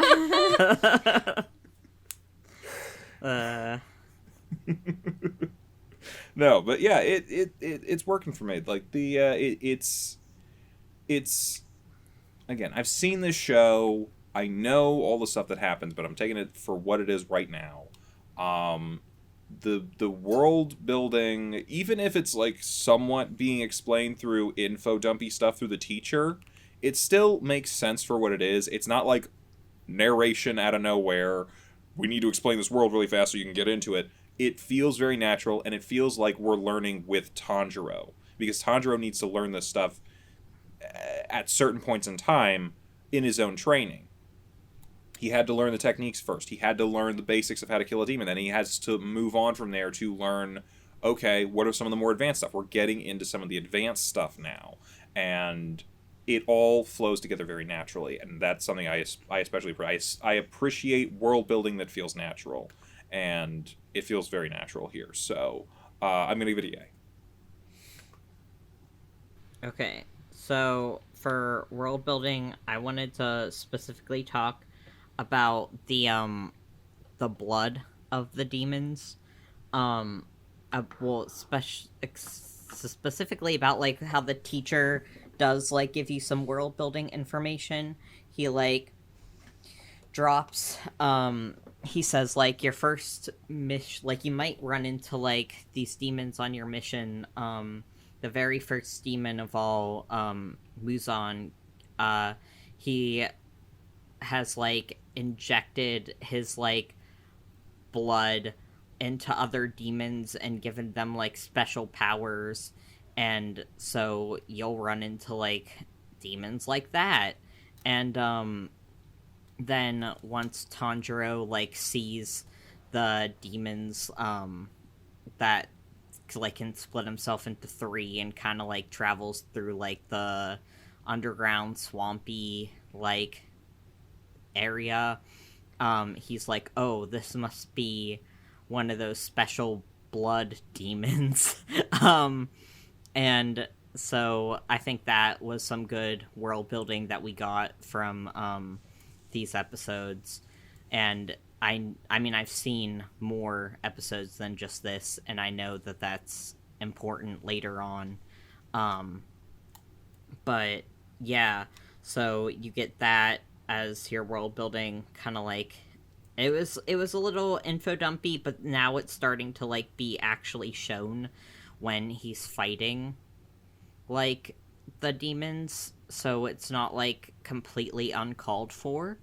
So I still think it was good world building. And then, yeah, you get to, like, see different kinds of, like, demons, like the one in the, like, mountains, with all the arms that ate all the disciples. And, yeah, you get, like, to see the stuff about the swords and, like, changing colors and stuff like that. And I just think everything that was, like, introduced to us so far about like the demon slayers and everything is just very, very good information. So I'd give world building a yay. I agree with what you guys said, and I specifically want to echo what Envy said about how it just feels like the world, there's so much to discover in it. Like, it feels like there's already like such history, and that it feels rich. And that there's just a lot that's going to unfold. I really like the stuff about the swords. It feels like there's a lot going on there.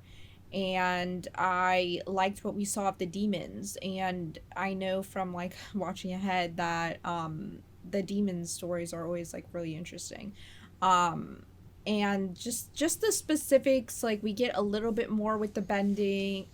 What's it actually called? It's not called bending like in Avatar. What is it? Oh, the breathing thing? The breathing techniques. Yeah, I think like just seeing it is always Avatar so... on the brain because they got the new Avatar stuff coming out eventually. Maybe, I don't know. Cool. Excited.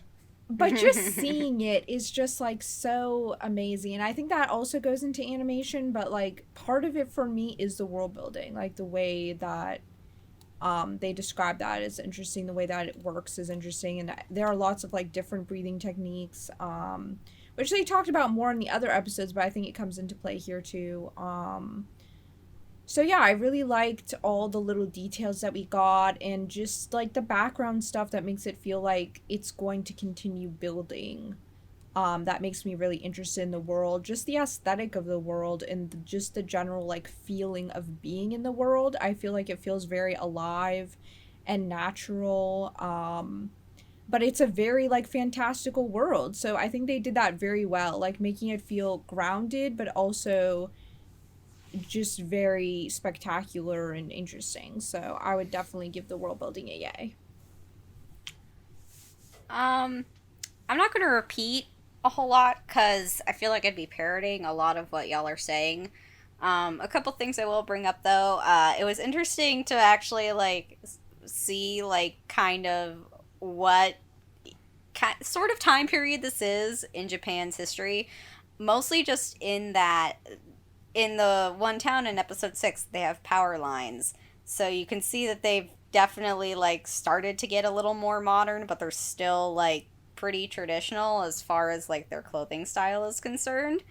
The only other thing I wanted to bring up, and I may have misheard when I was watching it, when they brought up Muzan for the first time, didn't Uroko Kodaki say that it was potentially Muzan who had transformed Nezuko into a demon? Is that Yes. correct? Yeah. I think so, yeah. Okay. Yes. I'm like, okay, so as far as like world building, obviously like he's turning other people into demons, and the thing is like we don't really know for what purpose. Obviously he can give them the blood demon art, which allows him to do a lot of cool different things.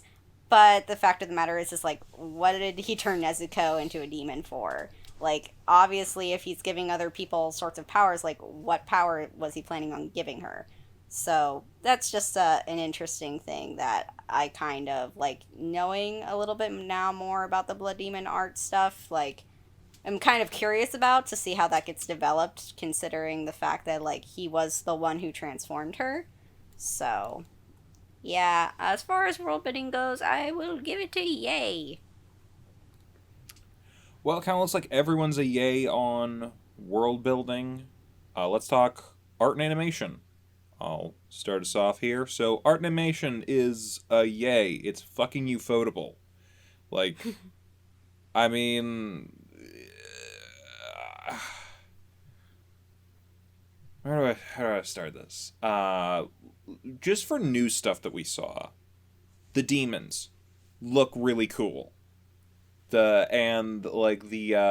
breathing thing, the water breathing, and suddenly he's like slashing with waves of water. I'm sure that's a metaphorical thing. I don't think that's actually happening, but like just as a visualization of the power that he is putting behind his swing now, it looks so cool. Everything looks cool here. Everything is animated beautifully. Character designs and that everything still works. Everyone looks nice. You got these like clean lines, and yet at the same time, like there's like weird things like with like their pupils are like octagonal almost as opposed to circular, and yet it still works. It looks weird, but it works for everything that you're seeing. I got nowhere that I can complain about this at all from an animation standpoint. Even the backgrounds look amazing. They put a lot of effort into it, and it shows, so yay. Yeah, I think the art and animation is really beautiful. As, you know, we said it was last time we watched, I really like the animation with, like Al said, with, like, the water, like, attacks. That's animated really nicely. I really like the character designs. All feel really like unique with their different like patterns and stuff. I feel like I said this last time, but yeah. So it's a yay for me. Yeah, I mean, I loved the animation when we were talking about the first 3 episodes. It's still just gorgeous. I mean, it's very consistent in how beautiful it looks. And I think the fact that we get to see like the demons now in more of the fight scenes. I mean, the parts where he uses the water breathing with the sword and the way that the water is animated like differently, it just looks amazing. Like you would think it would look weird, but it looks fantastic, and just everything about the fight scenes flows so well. I mean, I can't even begin to describe how great it looks. It's like just full on, like, what's it called, Sakuga or Something like that. something like, it's just like always that way. Like it always looks beautiful. So yeah, I really have no complaints about it. I could just gush about it on and on. So I'm just gonna like give it a yay again. So fight scenes were great. So good. Animation's still beautiful as always. There was one slight little walk cycle that I was a little thrown off by, because you could definitely tell that Tanjiro is 3D, and I was I just think like, I know what you're talking about. I didn't notice it. I think I know what you're talking about. It was a walk cycle when he was walking away from Kodaki and about to go on his first mission. He's like way off in the background, and you can kind of see his little walk cycle in it. He pops off the screen a little bit. Like that's honestly my only nitpick about the animation, as far as I'm concerned. Oh, I was thinking about a part in the village with the shadowy guy. I think there was a part where it almost looked like a video game, where it was like in his first person perspective. Yeah. Do you remember that? I could kind of see what you're saying. It was there. kinda Yeah, that weird also there. was a little bit weird too. I was just like, this is kind of strange, but I'll allow it. Yeah. Mostly just because it's like, it's hard, I think, to probably animate, especially from that perspective. Mhm. Especially when you got the sword set right in front of you. It definitely looks like a video game at that point. Yeah. So Just the let's think of angle. it that way. As far as character designs are concerned, all of our characters either look pretty unique. There's like no same faceness here, or like their designs are just really cool. Like the many-armed demon. That was a really cool creature design. The one, like the shadow puddle demon, is what I'm just gonna call this one. Was anyone else reminded of that one episode of Courage the Cowardly Dog where there was that water lady that kept coming up and kidnapping Eustace and taking him back to her lair, and like Oh my she used God. puddles, and she had that like horned crown? Did anyone else like think of that? I so vaguely can see what you're talking about, and yet I can't. Oh my gosh, like that was the only thing I could think of. I'm just like, oh my god, it's the Courage the Cowardly Dog, like fish monster lady. Like, that is literally the only thing I could think of as soon as that thing came on screen and, like, pulled that girl under, like, when she was trying to go to bed. I was like, oh my god, I'm, like, having flashbacks right now.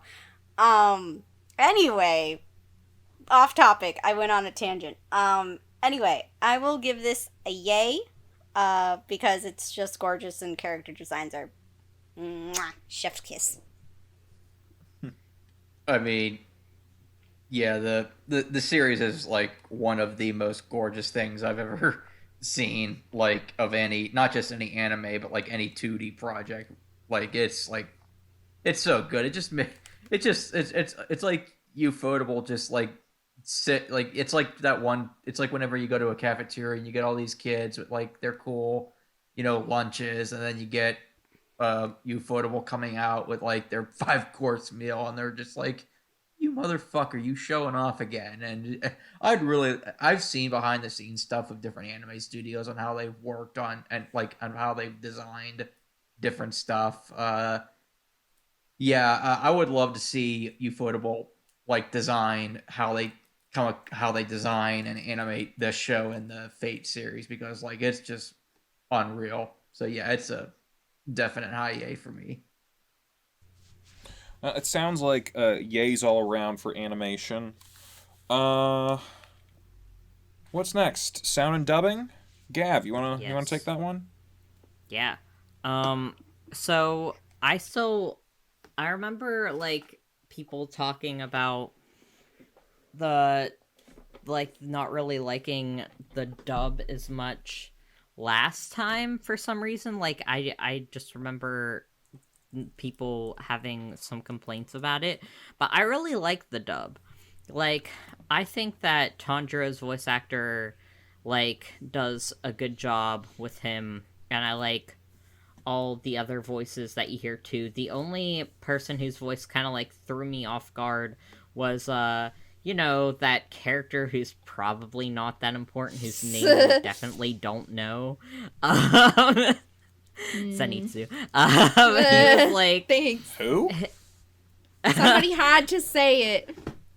His voice, it probably doesn't matter so much because we haven't seen much of him, and he's not like a big character yet, or at all, who knows. But he's like, his voice was just a little startling.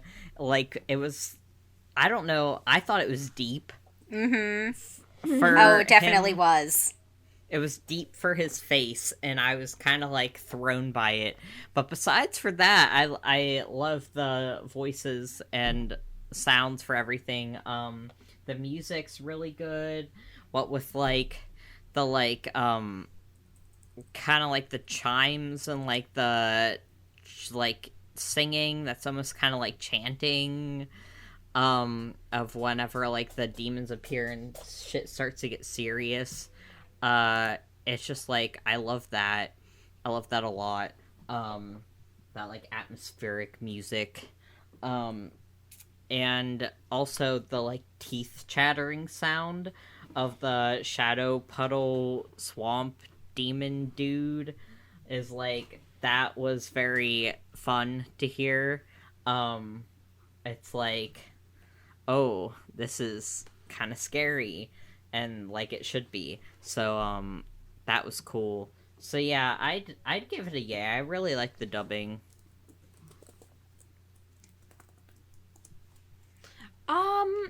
Yeah, I'd give it a yay too overall. I think for the most part the voices work. I don't have much new to say about the dubbing, because I don't feel like there were that many like new important characters that I got to like hear their voices very much. Though I will say, I'm gonna echo what Gav said about like the demon with the chattering and stuff. It sounded really creepy and cool. So I liked that a lot. I think I liked the demon's voice with the many hands too. I thought that worked. So I think like they choose the demon voices really well. Everything else, I feel like with the other kids at the exam, I don't know, I just didn't see enough to really make much of a determination on how I felt about their voices. And everything else was pretty consistent from the first couple episodes, so I'd give it like a soft yay. It was pretty okay dubbing. Yeah, I'm not gonna parrot too much of what was said. Dubbing's still very good. Music's phenomenal. Yuki Kajira always is a good time to hear her compositions. Yeah, Zenitsu's really the only thing that's kind of throwing me off a little bit, because that voice is too deep for that face. Come on now. But yeah, so overall, I even with that small caveat, I'd give it a yay. Yeah, I mean, not to parrot what everyone else said, music's really damn good. The sound effects are top notch, and I'm still not a huge fan of Tanjiro's dub voice, but I think he's all right, and the rest of the cast does a decent enough job. So yeah, I'm kind of mainly a yay just for the sound and the music. Yeah, I think I'm along the same lines as you guys. No one really stood out to me that much in the voice cast, but everyone's doing a pretty good job. Everything's pretty passable. Music was good. Sound effects, enjoyed those. I did not like the teeth chattering, but Really? I think that's because it was good. It was unsettling to me, and I don't like that kind of teeth thing, or like the sound of that sort of thing. But like, it did its job right, so I got to give it points for that. So yeah, I give that a yay. And it sounds like oh wait, are we missing anyone? No, Gav started us. Right, yeah, so it sounds like everyone was pretty much a yay for sound and dubbing. Why don't we move on to the opening and ending? Yen, I think you're leading us off. Opening and ending. So I still like these a lot. I mean, the opening's really great. I'm always pumped listening to it. The ending I still really like. It's a very beautiful song. I don't know that I have much new to say about it. I'd say my thoughts are pretty consistent from last time, so I'm just still gonna give it a yay. I think for me, again, the OP and the ED are still real great. The one thing I will say about the OP is that going back and watching like the visuals for it, like it starts off sort of like with us going with Tanjiro on his journey with like his training and then going through the test, and it's like it's kind of like we're going through the opening, at least the first part of it, like kind of like seeing where the series is going. So I feel like paying attention to the opening will definitely like point in the direction of like where things are headed or like what's gonna happen next. For the ED, again, song's good. I don't really have a whole lot to say about the visuals. Like they're still really great. I'd give this a yay. I mean, I can't remember if I think I did give the opening a fuck yay when I first talked about it, and I gave the ending a near fuck yay the last time I talked about it. So yeah, it's both to me are phenomenal. So yeah, it's fuck it, it's a fuck yay. I'm a yay here too. My opinions haven't really changed much since last time. I think the opening's great. I think the ending sounds very nice. It's opening is great for hyping you up. The ending is great for kind of mellowing you out after maybe a sad ending, or even like just kind of calming you down from some of the hype or something. It works beautifully either way. Yeah, not a whole lot to add here. Yay. Yeah, I agree with everyone else, especially with like the hype opening and the like kind of like mellow like but pretty ending. So I'm still a yay for this. Yeah. It sounds like an overall yay for openings and endings. Let's get into final thoughts. Chibi, take it away. Wait, is it final thoughts? Am I doing final thoughts? Well, Yin started opening and ending, didn't you? Oh yeah, I guess it is my turn. Yeah. Yep. No, sorry. I forgot. It me right now. So final thoughts. This is definitely something that I would continue watching. It's just got so much going for it right now. Good plot with some surprises. It's got good characters that like I'm pretty attached to, and I'm really just like enjoying their development and like their interactions with each other and just the bonds that they've like developed. Animation's beautiful. Soundtrack and dubbing is great. I really honestly am just like, this for me is like definitely like a hard yay on this, just because it's like it's just something that I'm really enjoying right now, and I definitely would want to continue watching this. I mean, yeah, I watched all of the first season, so yeah, this goes to show you how much I've enjoyed this show. Still waiting for the fucking movies to come out in North America, but whatever. Yeah, it's a really good show, and obviously with episode 6 ending on a cliffhanger, you obviously would want to see at least the next episode to see how it ends. But obviously, I would want to keep going beyond that just to see, what kind of trials and tribulations he goes through and what he could do, and then obviously what's going to happen with Michael Jackson. So yeah, everything, I give it a yay. It took 2 hours, but we finally got there. Someone mentioned Michael Jackson. I mean, everyone has. Let's be real. Yeah. Muzan's first design is literally his outfit from Smooth Criminal. It is.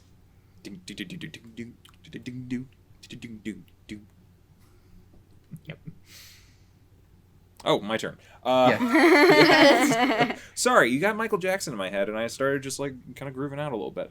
Anywho, final thoughts on this. I'm a yay. This is the plot's moving, the characters are growing, the action's good, the story, everything is working here, and I would be excited to continue. If I didn't already know what was going to happen here, if I hadn't already seen this, I'd be excited to check out the next episode and see what's going to happen here. I don't know what else one can say about that. Yeah, yay.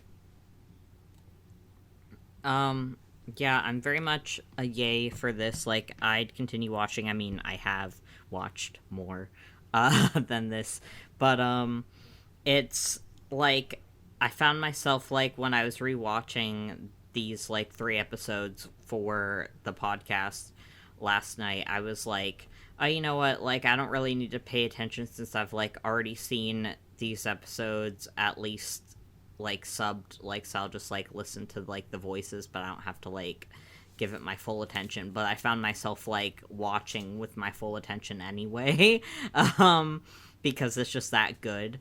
So yeah, it's a yay for me. Yeah, I have really similar thoughts as everybody else. I would definitely continue watching. I have continued watching. I watched the full first season as well, and I'm also waiting for the movie to come out here. And yeah, I mean, even if I hadn't watched the rest of it, I certainly would, after watching these 3 episodes. So I think it definitely has that factor. So it sounds like yays all around, which was also yays all around for the other one. So, you know, this will be fun. Time to showdown, everybody. It's My Hero Academia versus Demon Slayer. First category is plot. Envy, I think you're starting. I hate to do this right off the gate, but I'm going to use my pass. That's not a good sign. That's not a good sign for things to come. And you realize what's going to happen, right? Yeah, I know exactly what's going to happen, but I pretty much have all my categories narrowed down for one side, except for plot. So that's why I'm using my pass. Okay, I'll take it then. So for here, both of these were great. Well, one of them was great. One of them was good. And I think I got to give my point to Demon Slayer, because the whole time I felt the stakes were up, and I felt like everything was moving forward, and each episode brought new stuff. My one complaint about My Hero Academia's plot was that episode 5, even if it did it in a different way, it basically just did the same thing that episode 4 had done. You have 2 tests, like right after the other. It was like, here's the test to get into the school, and then it's like, I'm going to do another test to stay in the school. I'm like, yeah, I feel like we've already proven this point. And yeah, the fact that it touches a little bit on the predictable side hurts it a little bit. Demon Slayer isn't as predictable. So I got to give points to the Demon Slayer for that one. Yeah, I am also gonna go with Demon Slayer, just because, like, with the plot for, like, these 3 episodes, you definitely almost feel, like, scared for Tanjiro.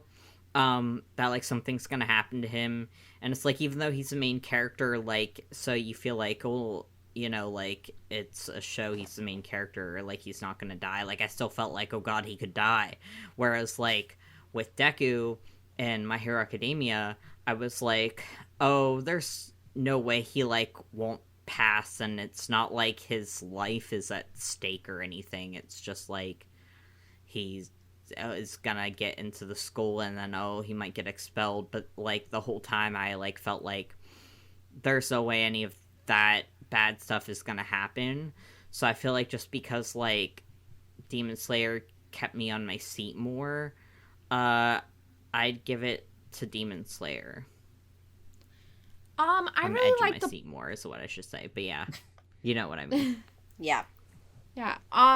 I really liked the plots for both. I gave both of them a yay. But I'll have to agree with what Al and Gav said that I think overall Demon Slayer did edge My Heroes out a bit in these 3 episodes. I just felt like there were more stakes and there was more tension. And maybe even more like development in the journey too, because the other one was mostly focusing on the tests. Whereas this one I felt like a lot more happened in Demon Slayer overall, so I'm gonna give this one to Demon Slayer.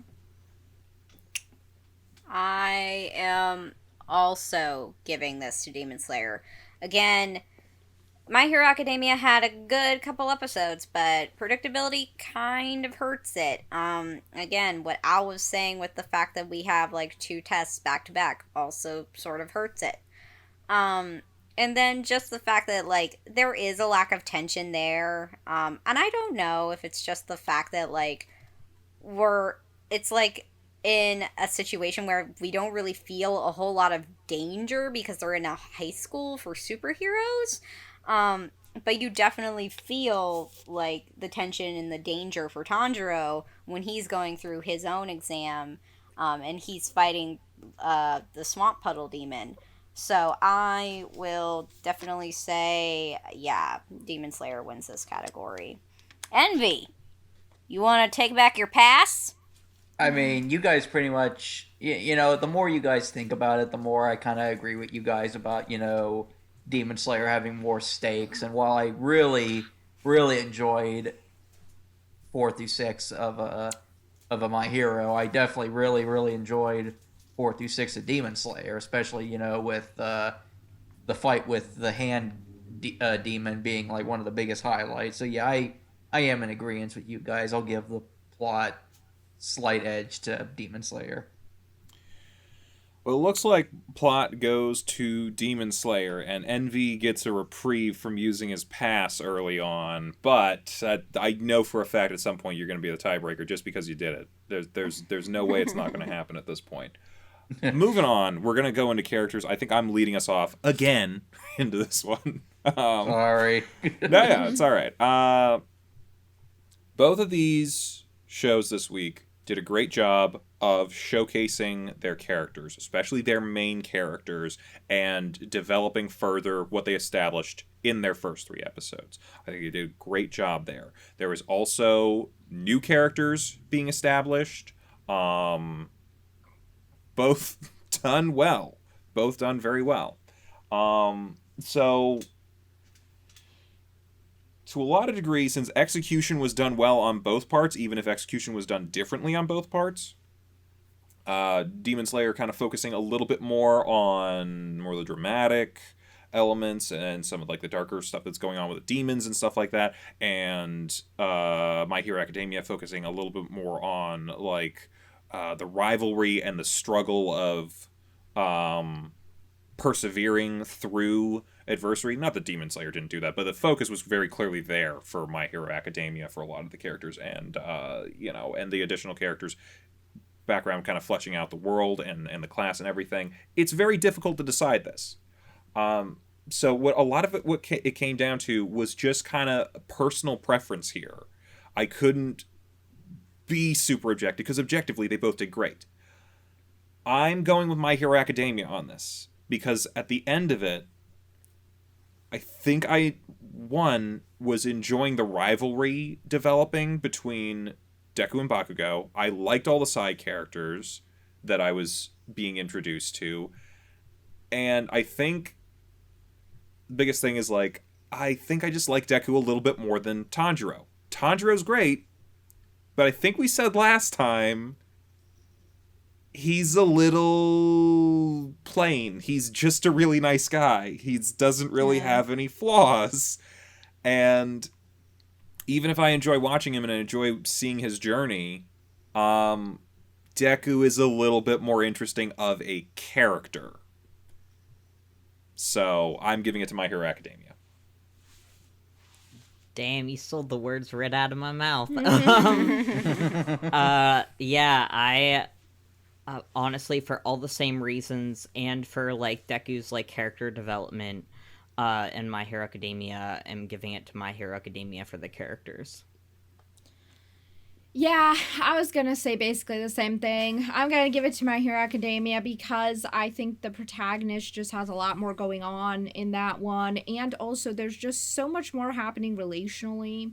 Because we get a lot of characters in My Hero Academia, and I think they have such interesting dynamics. Like I was talking about before, I thought All Might and the other teacher, Eraserhead, had a really good dynamic. I think Bakugo, even though we all hate him, his dynamic with Deku is still interesting.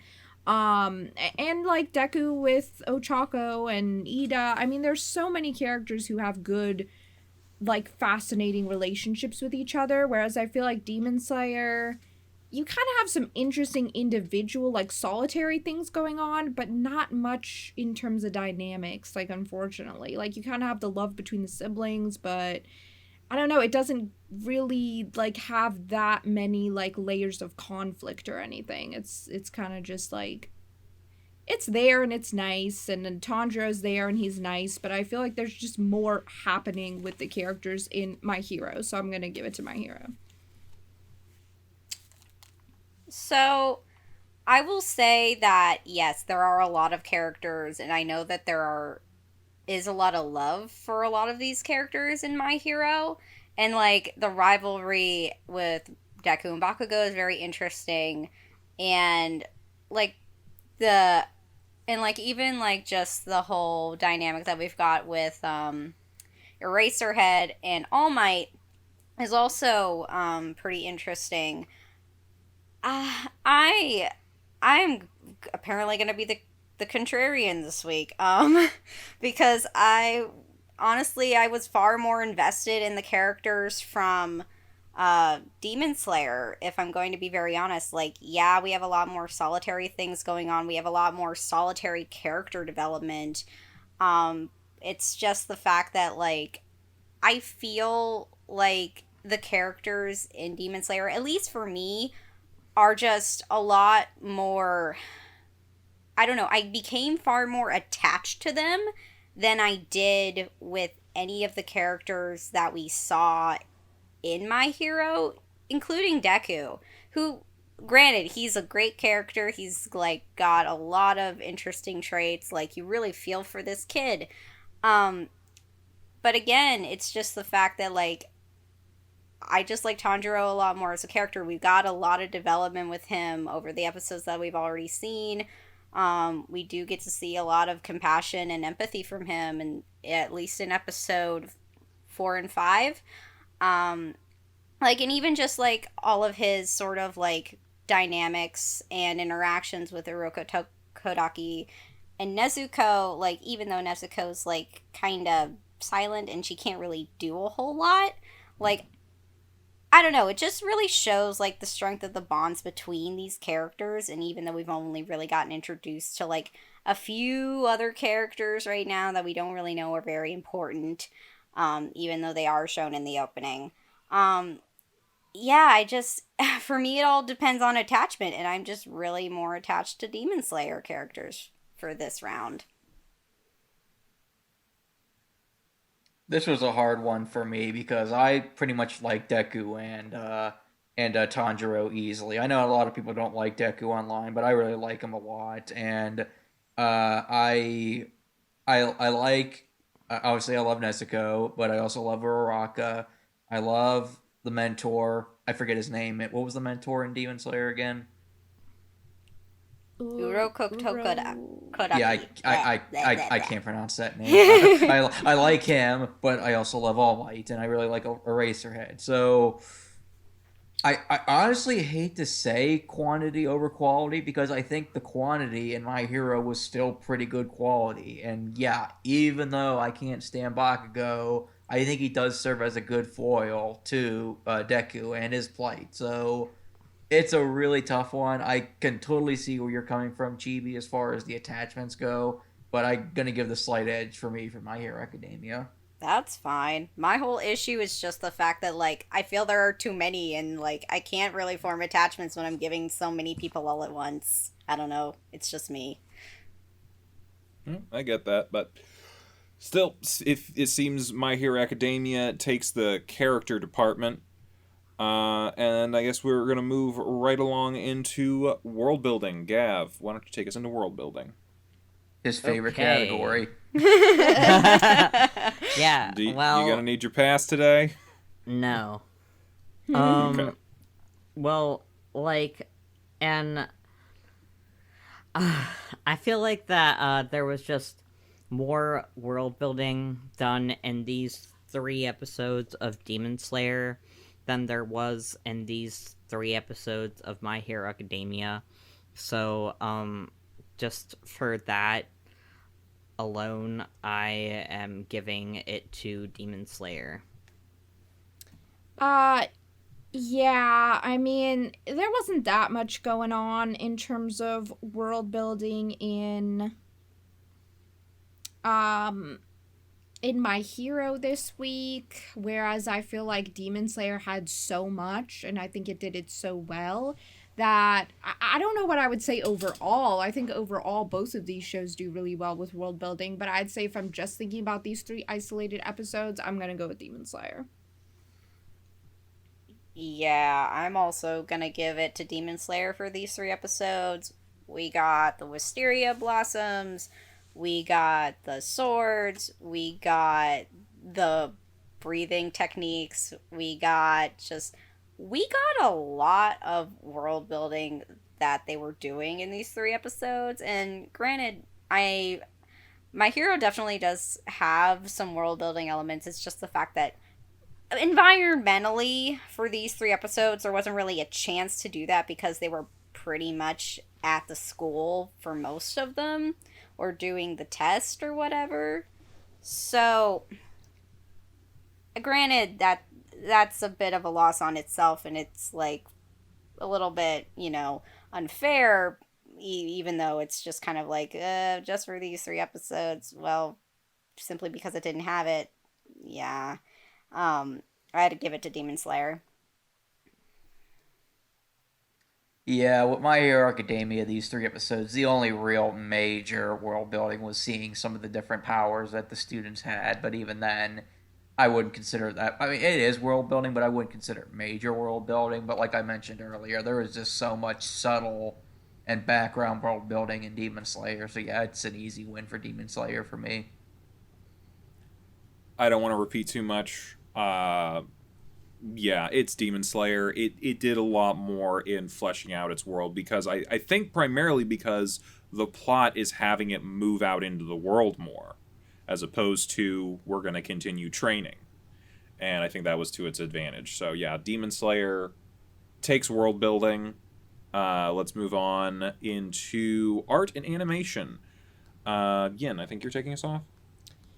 Art and animation. Well,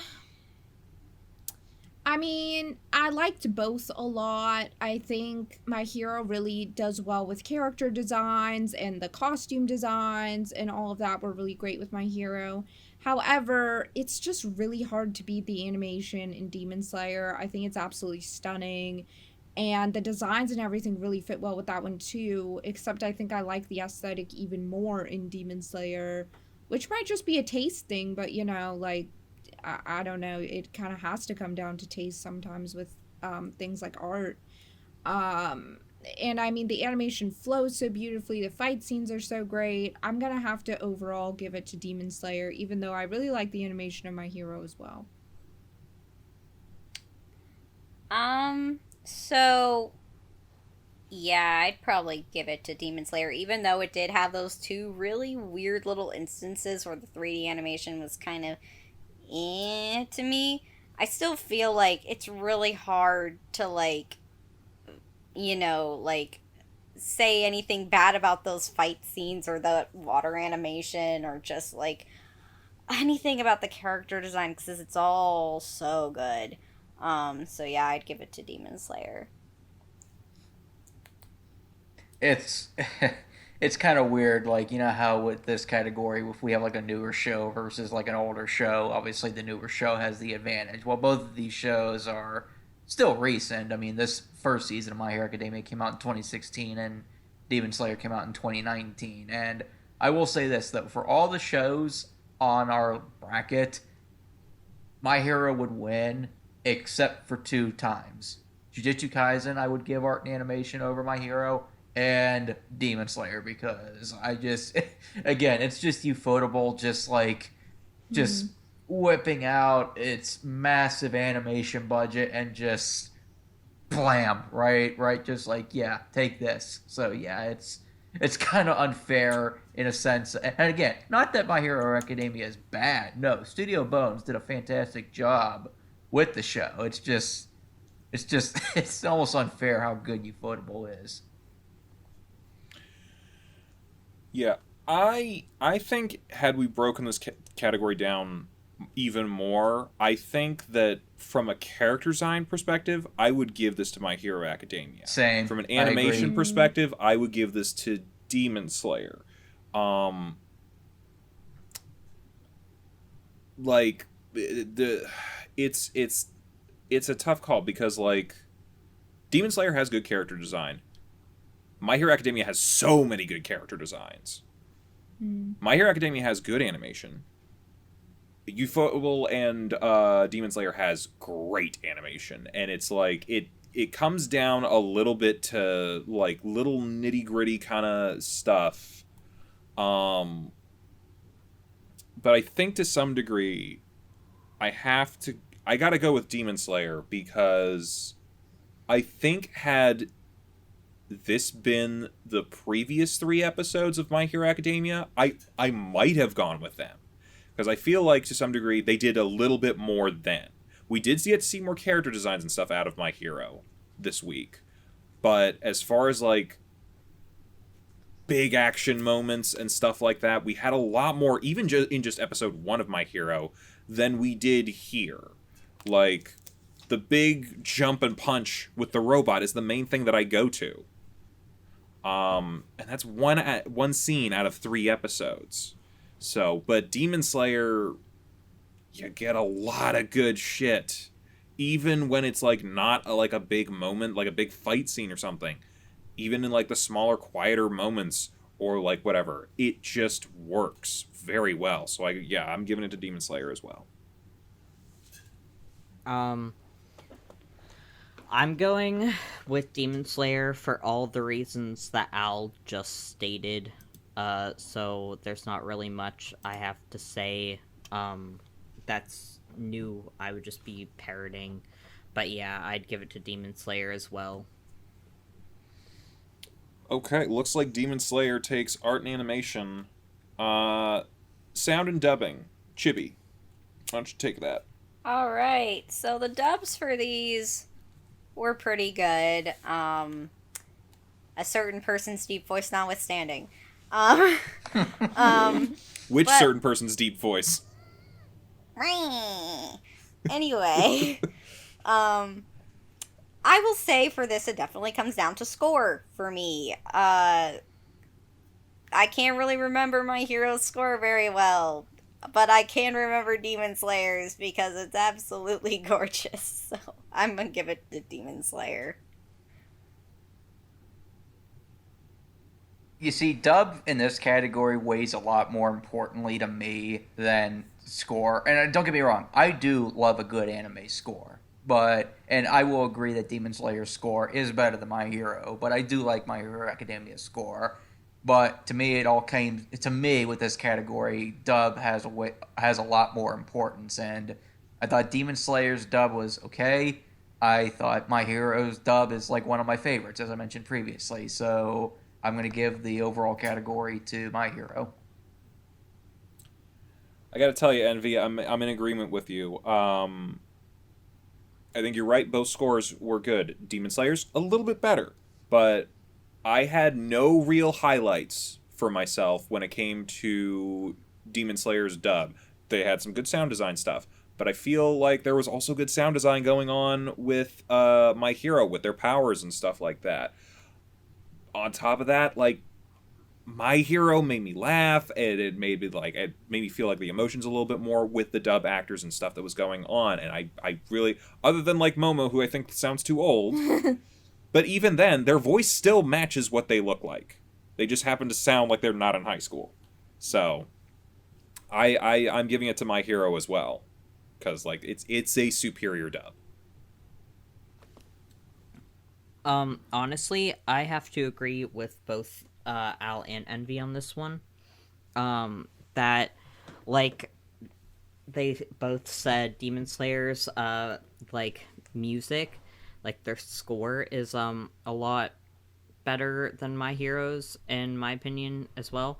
But the dubbing is what really does it for me for this category, and I just feel like there's so many good voices in My Hero Academia. Whereas, like, I mean, they do a good job in Demon Slayer as well, but I just feel like the voices in My Hero are so unique for each character that I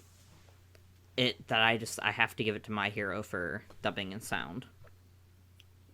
Yeah, I would also give it to My Hero Academia. I think the dub is just so much better. It's one of the few dubs where I actually do think the English dub is better than the Japanese, which is really rare for me to say. So I really have to give it to My Hero Academia. Even though Demon Slayer has a great score, I think it kind of has a mediocre dub. So My Hero Academia, definitely. And it looks like My Hero takes sound and dubbing. Time for that other sound. Envy, take us into openings and endings. I mean, My Hero Academia's OP is really good, and the ED is also good, but I can't help it. Garange is is such a fucking banger OP, and it's just visually and song wise, and the ED. It could be the ultimate ball buster later on in the series, but it's still a really damn good ED. So yeah, I'm gonna give it to Demon Slayer.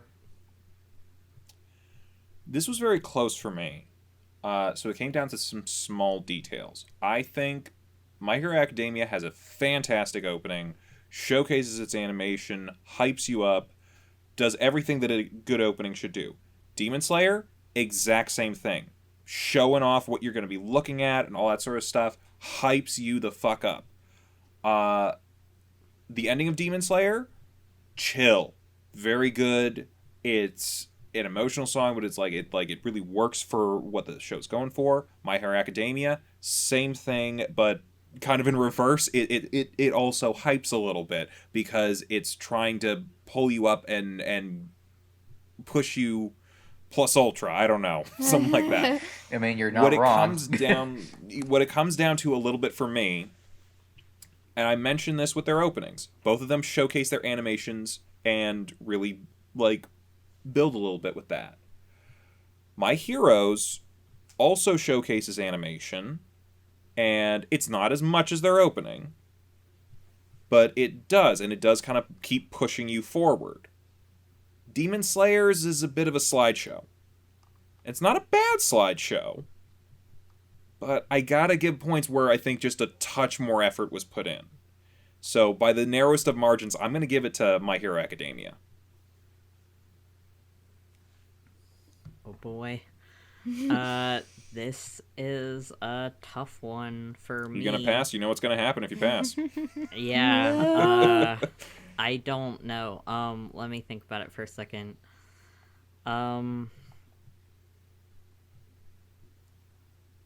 mean, I really love both of the opening and the endings. And they both are really hype. And they both have great animation. And for the endings, they're both really nice. Both pretty chill. I don't know. I think I am gonna pass. Ooh. You're gonna be in trouble, I can guarantee it, because I'm gonna go with My Hero Academia.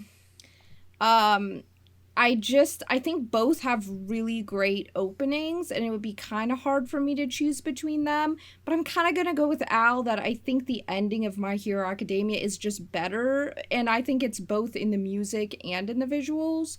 I honestly just like the ending song a lot better. I think it is more, I don't want to say upbeat, but it's it just has a way of getting stuck in your head, whereas I can kind of place Demon Slayer's ending right now, but not very well. And I think visually it's very pretty, but it doesn't give me, like, any feelings the way that My Hero Academia's ending does. I honestly feel a lot while watching the ending of My Hero Academia. And I think it really sets a good tone for the next episode. Like, it makes you want to continue watching. Whereas maybe with Demon Slayer, it makes me kind of want to just sit, you know? So even though I love both openings, for the ending, I'm going to give the category to My Hero Academia. Okay, so I will say for the OPs, both are good songs, both got great animation.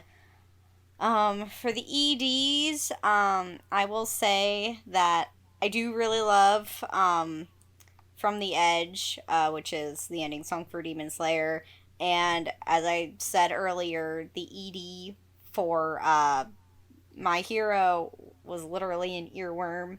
And I couldn't get it out of my head. But I feel like what this really comes down to for me, because I am an American, everything comes back to capitalism, which for me means, which ones am I willing to spend my money on? And the answer is Demon Slayer, because I have willingly spent my money on those songs, for sure, and I listen to them a lot. I have not done that with My Hero. So. I'm sorry, I didn't expect that response. It all comes down to capitalism. Yeah. Man, Sorry, guys. Also, you shouldn't have passed, Gav. Yeah, here you are. Now it gets all the harder. Oh. Yeah, you see what I'm doing right now is I'm actually listening to both of the endings, so, like, give me a second. Okay. All right. Anyone You're want to talk welcome, about anything NB. while he's up to that? You're welcome for that laughter you just had right now. Oh my god. It's so embarrassing. I shouldn't be laughing like this. Well, I shouldn't have said what I just said, so No, you it and was me hilarious. both. No, that was hilarious. You can use whatever criteria you want for how you make your decision per category. If you feel like socioeconomic reasons are the reason that one particular thing should win, that's your prerogative, and you're totally entitled to that. Oh. I mean, I don't know. It's just the fact that, like, for me, I definitely know I like a song if I'm willing to spend my money on it. So I feel like for me that definitely factors into which one wins. I cannot remember the last time I paid for music. Yeah. Like, Do you have Spotify? yeah, I don't use it, but yeah, I have it. But like, yeah, literally anytime I'll just YouTube a song usually. I also have Spotify. I've but- made my decision. Oh shit! Ah. Here we go. I listened to I watched on YouTube real quick both endings, and I just like the song from My Hero Academia better. I like Heroes better, so I'm gonna give it to My Hero Academia. Wait, Nice. are we 3 for 3 again? We're Yep. 3 for 3. We're all tied Oh up my going God, into the no! final I knew round. it. I knew this would happen. My Hero has taken characters, sound and dubbing, and opening and ending. Demon Slayer has taken plot, world building, and animation. Final thoughts. I think I'm starting us off here. Yes, you are. This is difficult. I'm sure we're all going to be having... I'm sure everyone would like to pass at a certain point here.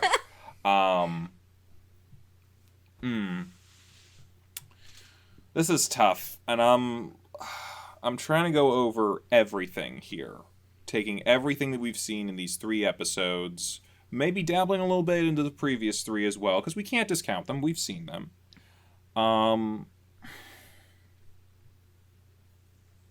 going to say this. These are both great shows. We've said this multiple times. They are. I want to continue watching both. Thing is, one of them has enticed me just a bit more than the other moving forward. And I think it's the fact that there's a little bit more stakes in it. I'm going to go with Demon Slayer. Because I don't think Tanjiro will die in the next episode. But I think he has a much higher chance than Deku and a lot of the other people. And that creates a little bit more tension. and that it piques my interest just a little bit more.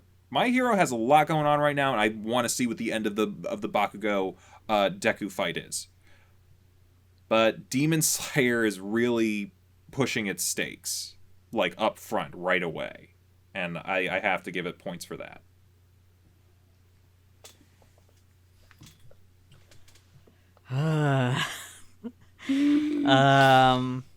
God, I really don't know. Because I love both of them. And I'm, like, trying to think of, like, which one I would, like, because the thing is, I've read more of, like, because I've seen, like, bits and pieces of the episodes of My Hero Academia, but the reason why I haven't watched it is because I read it instead. Because I just usually prefer manga over anime, and it was, like, easier to catch up that way when it was popular at the time. Everyone was, like, it was kind of, like, a bit into the first season already. Like, I think the first season was over and the second season was starting or something like that. And I was like, well, I can catch up with where it's at if I read it, because I'm a faster reader than I am at watching things. So I did that. But with Demon Slayer, I'm like, I can't remember exactly what episode I'm on, and I don't want to say anything without giving, like, spoilers away or anything. But it's taken me a lot more to, like, because I haven't read My Hero in a while, and I haven't watched Demon Slayer in a while since I started both of them, just because I've gotten into other things, and now we're, like, back on both of them because we're doing this podcast, and I'm like, oh god, I just remembered how much I really like both of these things and how much I want to get back into them. So it's really difficult for me, and I don't know, I guess I probably am gonna go with My Hero Academia just because I've enjoyed it more than, like, when I was really into My Hero Academia, I was, like, very into it. Like, I was, like, obsessed with it. And it, like, the characters were, like, very important to me, and I know, like, most of them by name, like, at least class 1A. And it meant a lot to me, whereas, like, with Demon Slayer, I still have trouble remembering, characters, and I don't know if that's just because, like, it came out that much later, and I'm kind of rambling, I'm sorry. But I don't know, like, it's just with Demon Slayer, it didn't, like, seem as, like, I guess, enticing to me as, like, My Hero Academia did when I was, like, into it.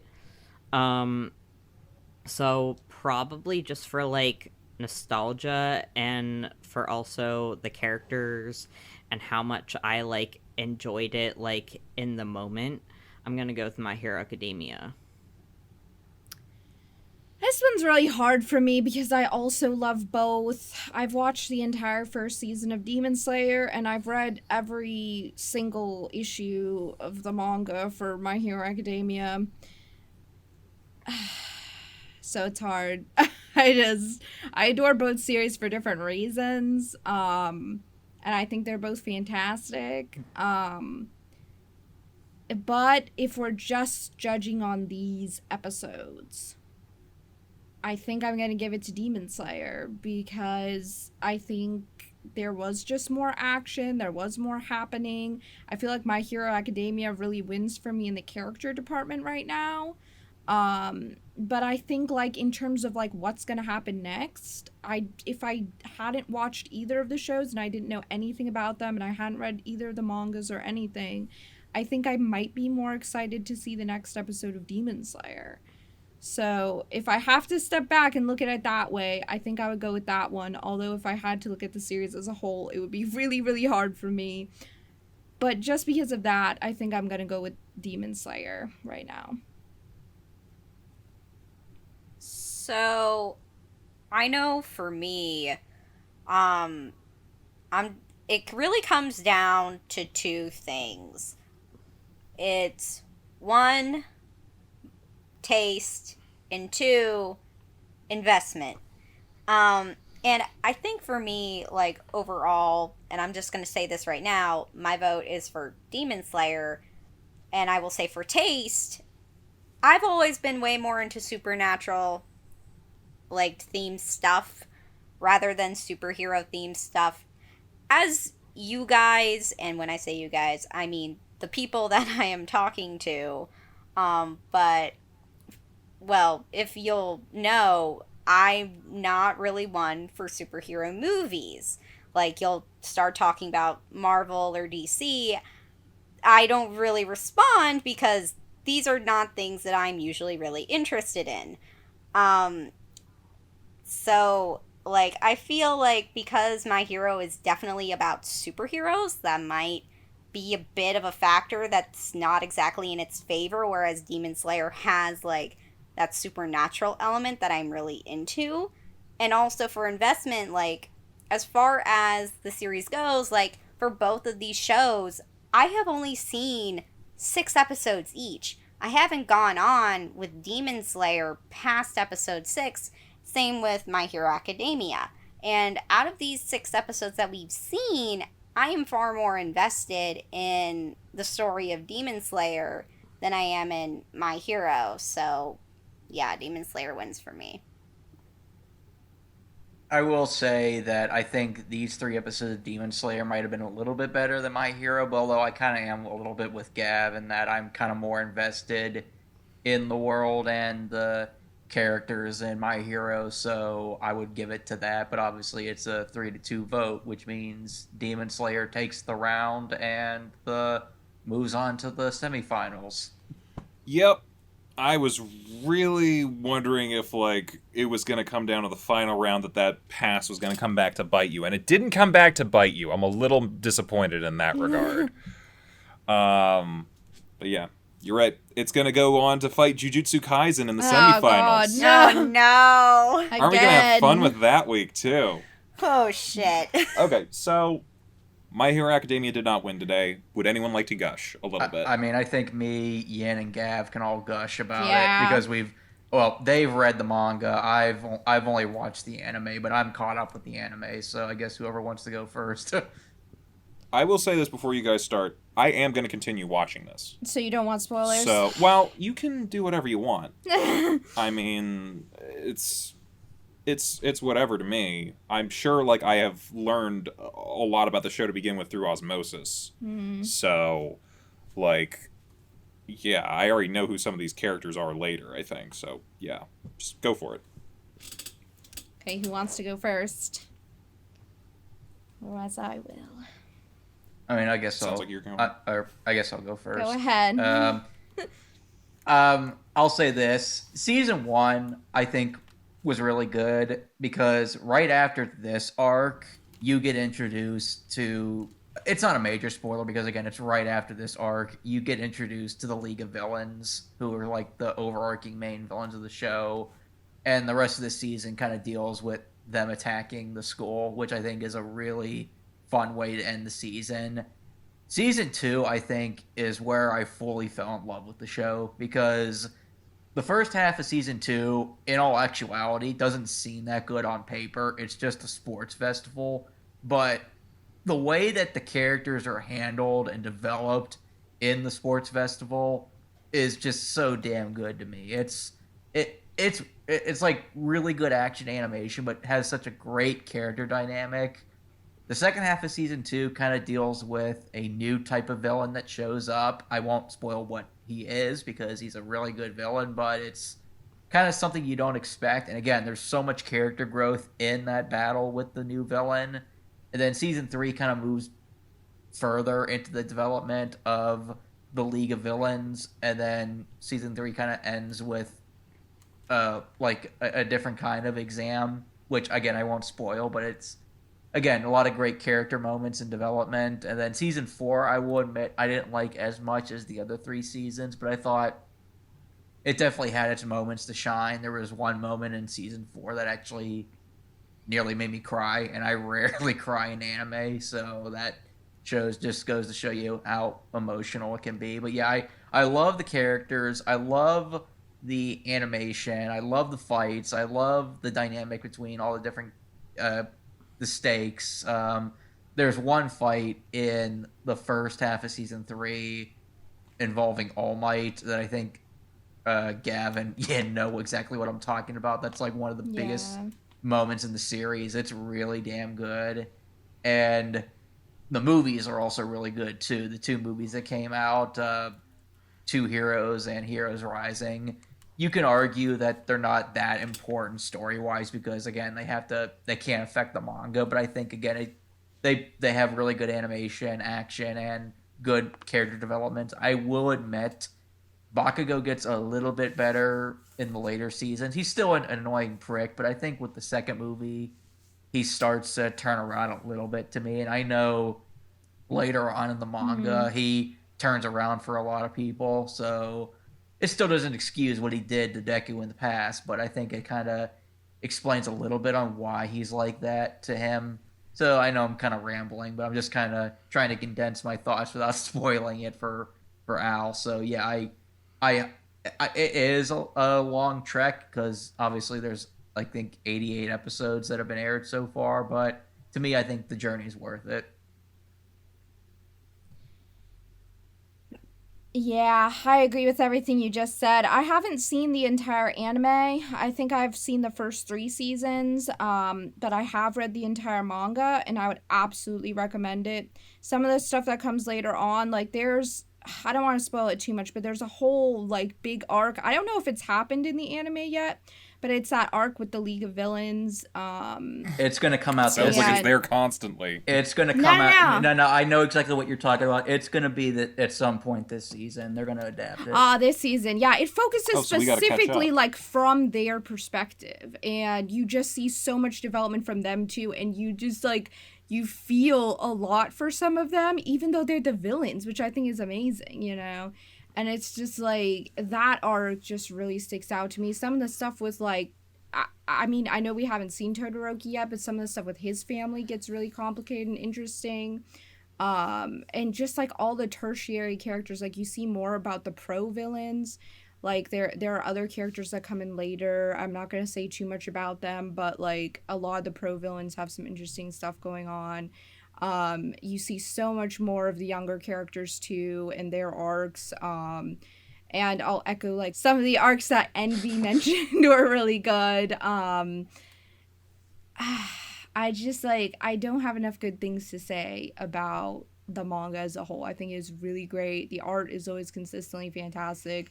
So like I would totally watch the anime or read the manga or both, like for anybody out there who's interested. It's all really phenomenal. So yeah. I'm not gonna really gush as much as I like have to say. I'm wearing all My Hero Academia like clothing right now. I mean, if that doesn't show a true sign of a fan, I don't know if what that does. Doesn't show which one you love the most. Well, I mean, they don't really have Demon Slayer like merch. At least I haven't seen it yet. Hot Topic has some. Hot Topic has some. Mm-hmm. Okay, well, I'm wearing like Plus Ultra All Might shirt. I'm wearing some socks with the students like in a chibi version on it. I'm wearing some boxers with chibi My Hero Academia art on it. A little too much information there, Gab, but thank you. It's just I don't know. And my parents like My Hero Academia cock ring. Oh my god, no. my Plus parents, Ultra. My parents know that I like My Hero Academia. Sometimes I think they just kind of like find the most like popular of the animes they know that I like and get me stuff from that because it's easiest to find stuff for that. Yeah. But I have like this shirt with just like Kaminari. He's my favorite. He's the lightning, the electricity one. Naval laser. and Laser. no, That's not him. I know that's not him. and I have a face, like a shirt with just his face on it, like all over it. That's kind of funny. And I also got a Kaminari figure for my birthday, which is really cool looking. I would show you if I could, but yeah. And I have like 2 different All Might like pop figures. One of them's from Envy actually, and the other one's from my brother. They're both slightly different, even though they're both pop figures. The one's the Silver Age All Might, and the other's the All Might in his teacher outfit. And I have like tons and tons of like buttons and pins of like My Hero Academia characters, and some like prints and stuff of them and everything. I think I've, like, when I was really into it, my like the amount of like fan fiction I would read from My Hero Academia was like that's all I would read. Like, I didn't read books, I just read My Hero fics, and I would like message my friend, and like we would come up with like silly little like headcanons for like all of the characters and like alternate universe ideas and stuff. And the reason why I like know all of their names so much is probably because of like how much I would go through the Tumblr tag and just like reblog fan art of all the characters and like tag their names, because that's how I learned character names, is by tagging like fan art of characters on Tumblr, which is kind of sad, but that's just how I learned their names well. But yeah, and I'm staring at this little pin of Todoroki that I have on my like fandom Christmas tree, which I have not put away yet, even though it's March. And it's too late even for Orthodox Christmas, man. Yeah, but I don't know. It's just like, I guess it as like it holds a very strong place in my heart. I do really like Demon Slayer too, though. Like, I cosplayed Deku, and now I'm gonna cosplay Tanjiro, so I'm gonna have cosplayed both the main characters, which is kind of cool. And let's be real, if both characters existed, both would be best friends. Yeah, they're such cinnamon rolls. But I really like both of them, so if you can watch or read My Hero Academia, I would recommend it. But also yes, recommend because as we know from Chibi, capitalism is the only true way to show that you love anything. As you can tell by me going on my rant about how much I own stuff of My Hero, yes. I will say, I forgot to mention when I was talking, I think it's a really, really good modern, like, introductory anime for people that want to get into anime. Like, if they don't know where to start, I would definitely recommend it to a newbie, because there isn't like a lot of, you know, I mean, yeah, there's standard anime tropes, but there's nothing like cringy about it or anything like that, and it does have the familiarity of it being like around superheroes, which is, you know, very popular thanks to the MCU. So yeah, I would definitely recommend this show to people that want to get into anime but don't have a good place to start. Yeah, so I would say a lot of the shows that we've watched for this tournament are great introductory anime for a lot of people. I think the best introductory anime is Death Note. Yeah, a lot of people. So I think that was mine. So you're of the parenting style of teach your kids to swim, throw them in the deep end. I mean, yes. Darwin will help them learn. I mean, not counting Pokemon. My first anime were Another and Madoka Magica, so that's a great way to start off for me. Wow. Oh, yes. Wow. What was everybody's first, not including something like Pokemon? Tokyo Mew Mew, as I've already told you. Okay. You said Death Note. I think it was Death Note for me. Damn. I mean, It was Tokyo Mew Mew and Magical Do-Re-Mi, like, at the same time. I mean, yeah, that's another one, too. I think mine was probably Dragon Ball Z. I feel like a baby anime watcher now. Well, you're not nearly as much of a baby anime watcher as Envy is, but, you know. Started in like high school. He started in college. Oh. So- Yeah. And yet, I've probably watched the most anime now out of all of us. Yeah, You probably. Yeah, you're still in that have. weird. Yeah. You're still somehow in that weird like time dilation phase where you can absorb like all of One Piece in 2 days without breaking a sweat. We don't understand how it works, but you've created some sort of black hole gravitational field that changes time compared to everybody else.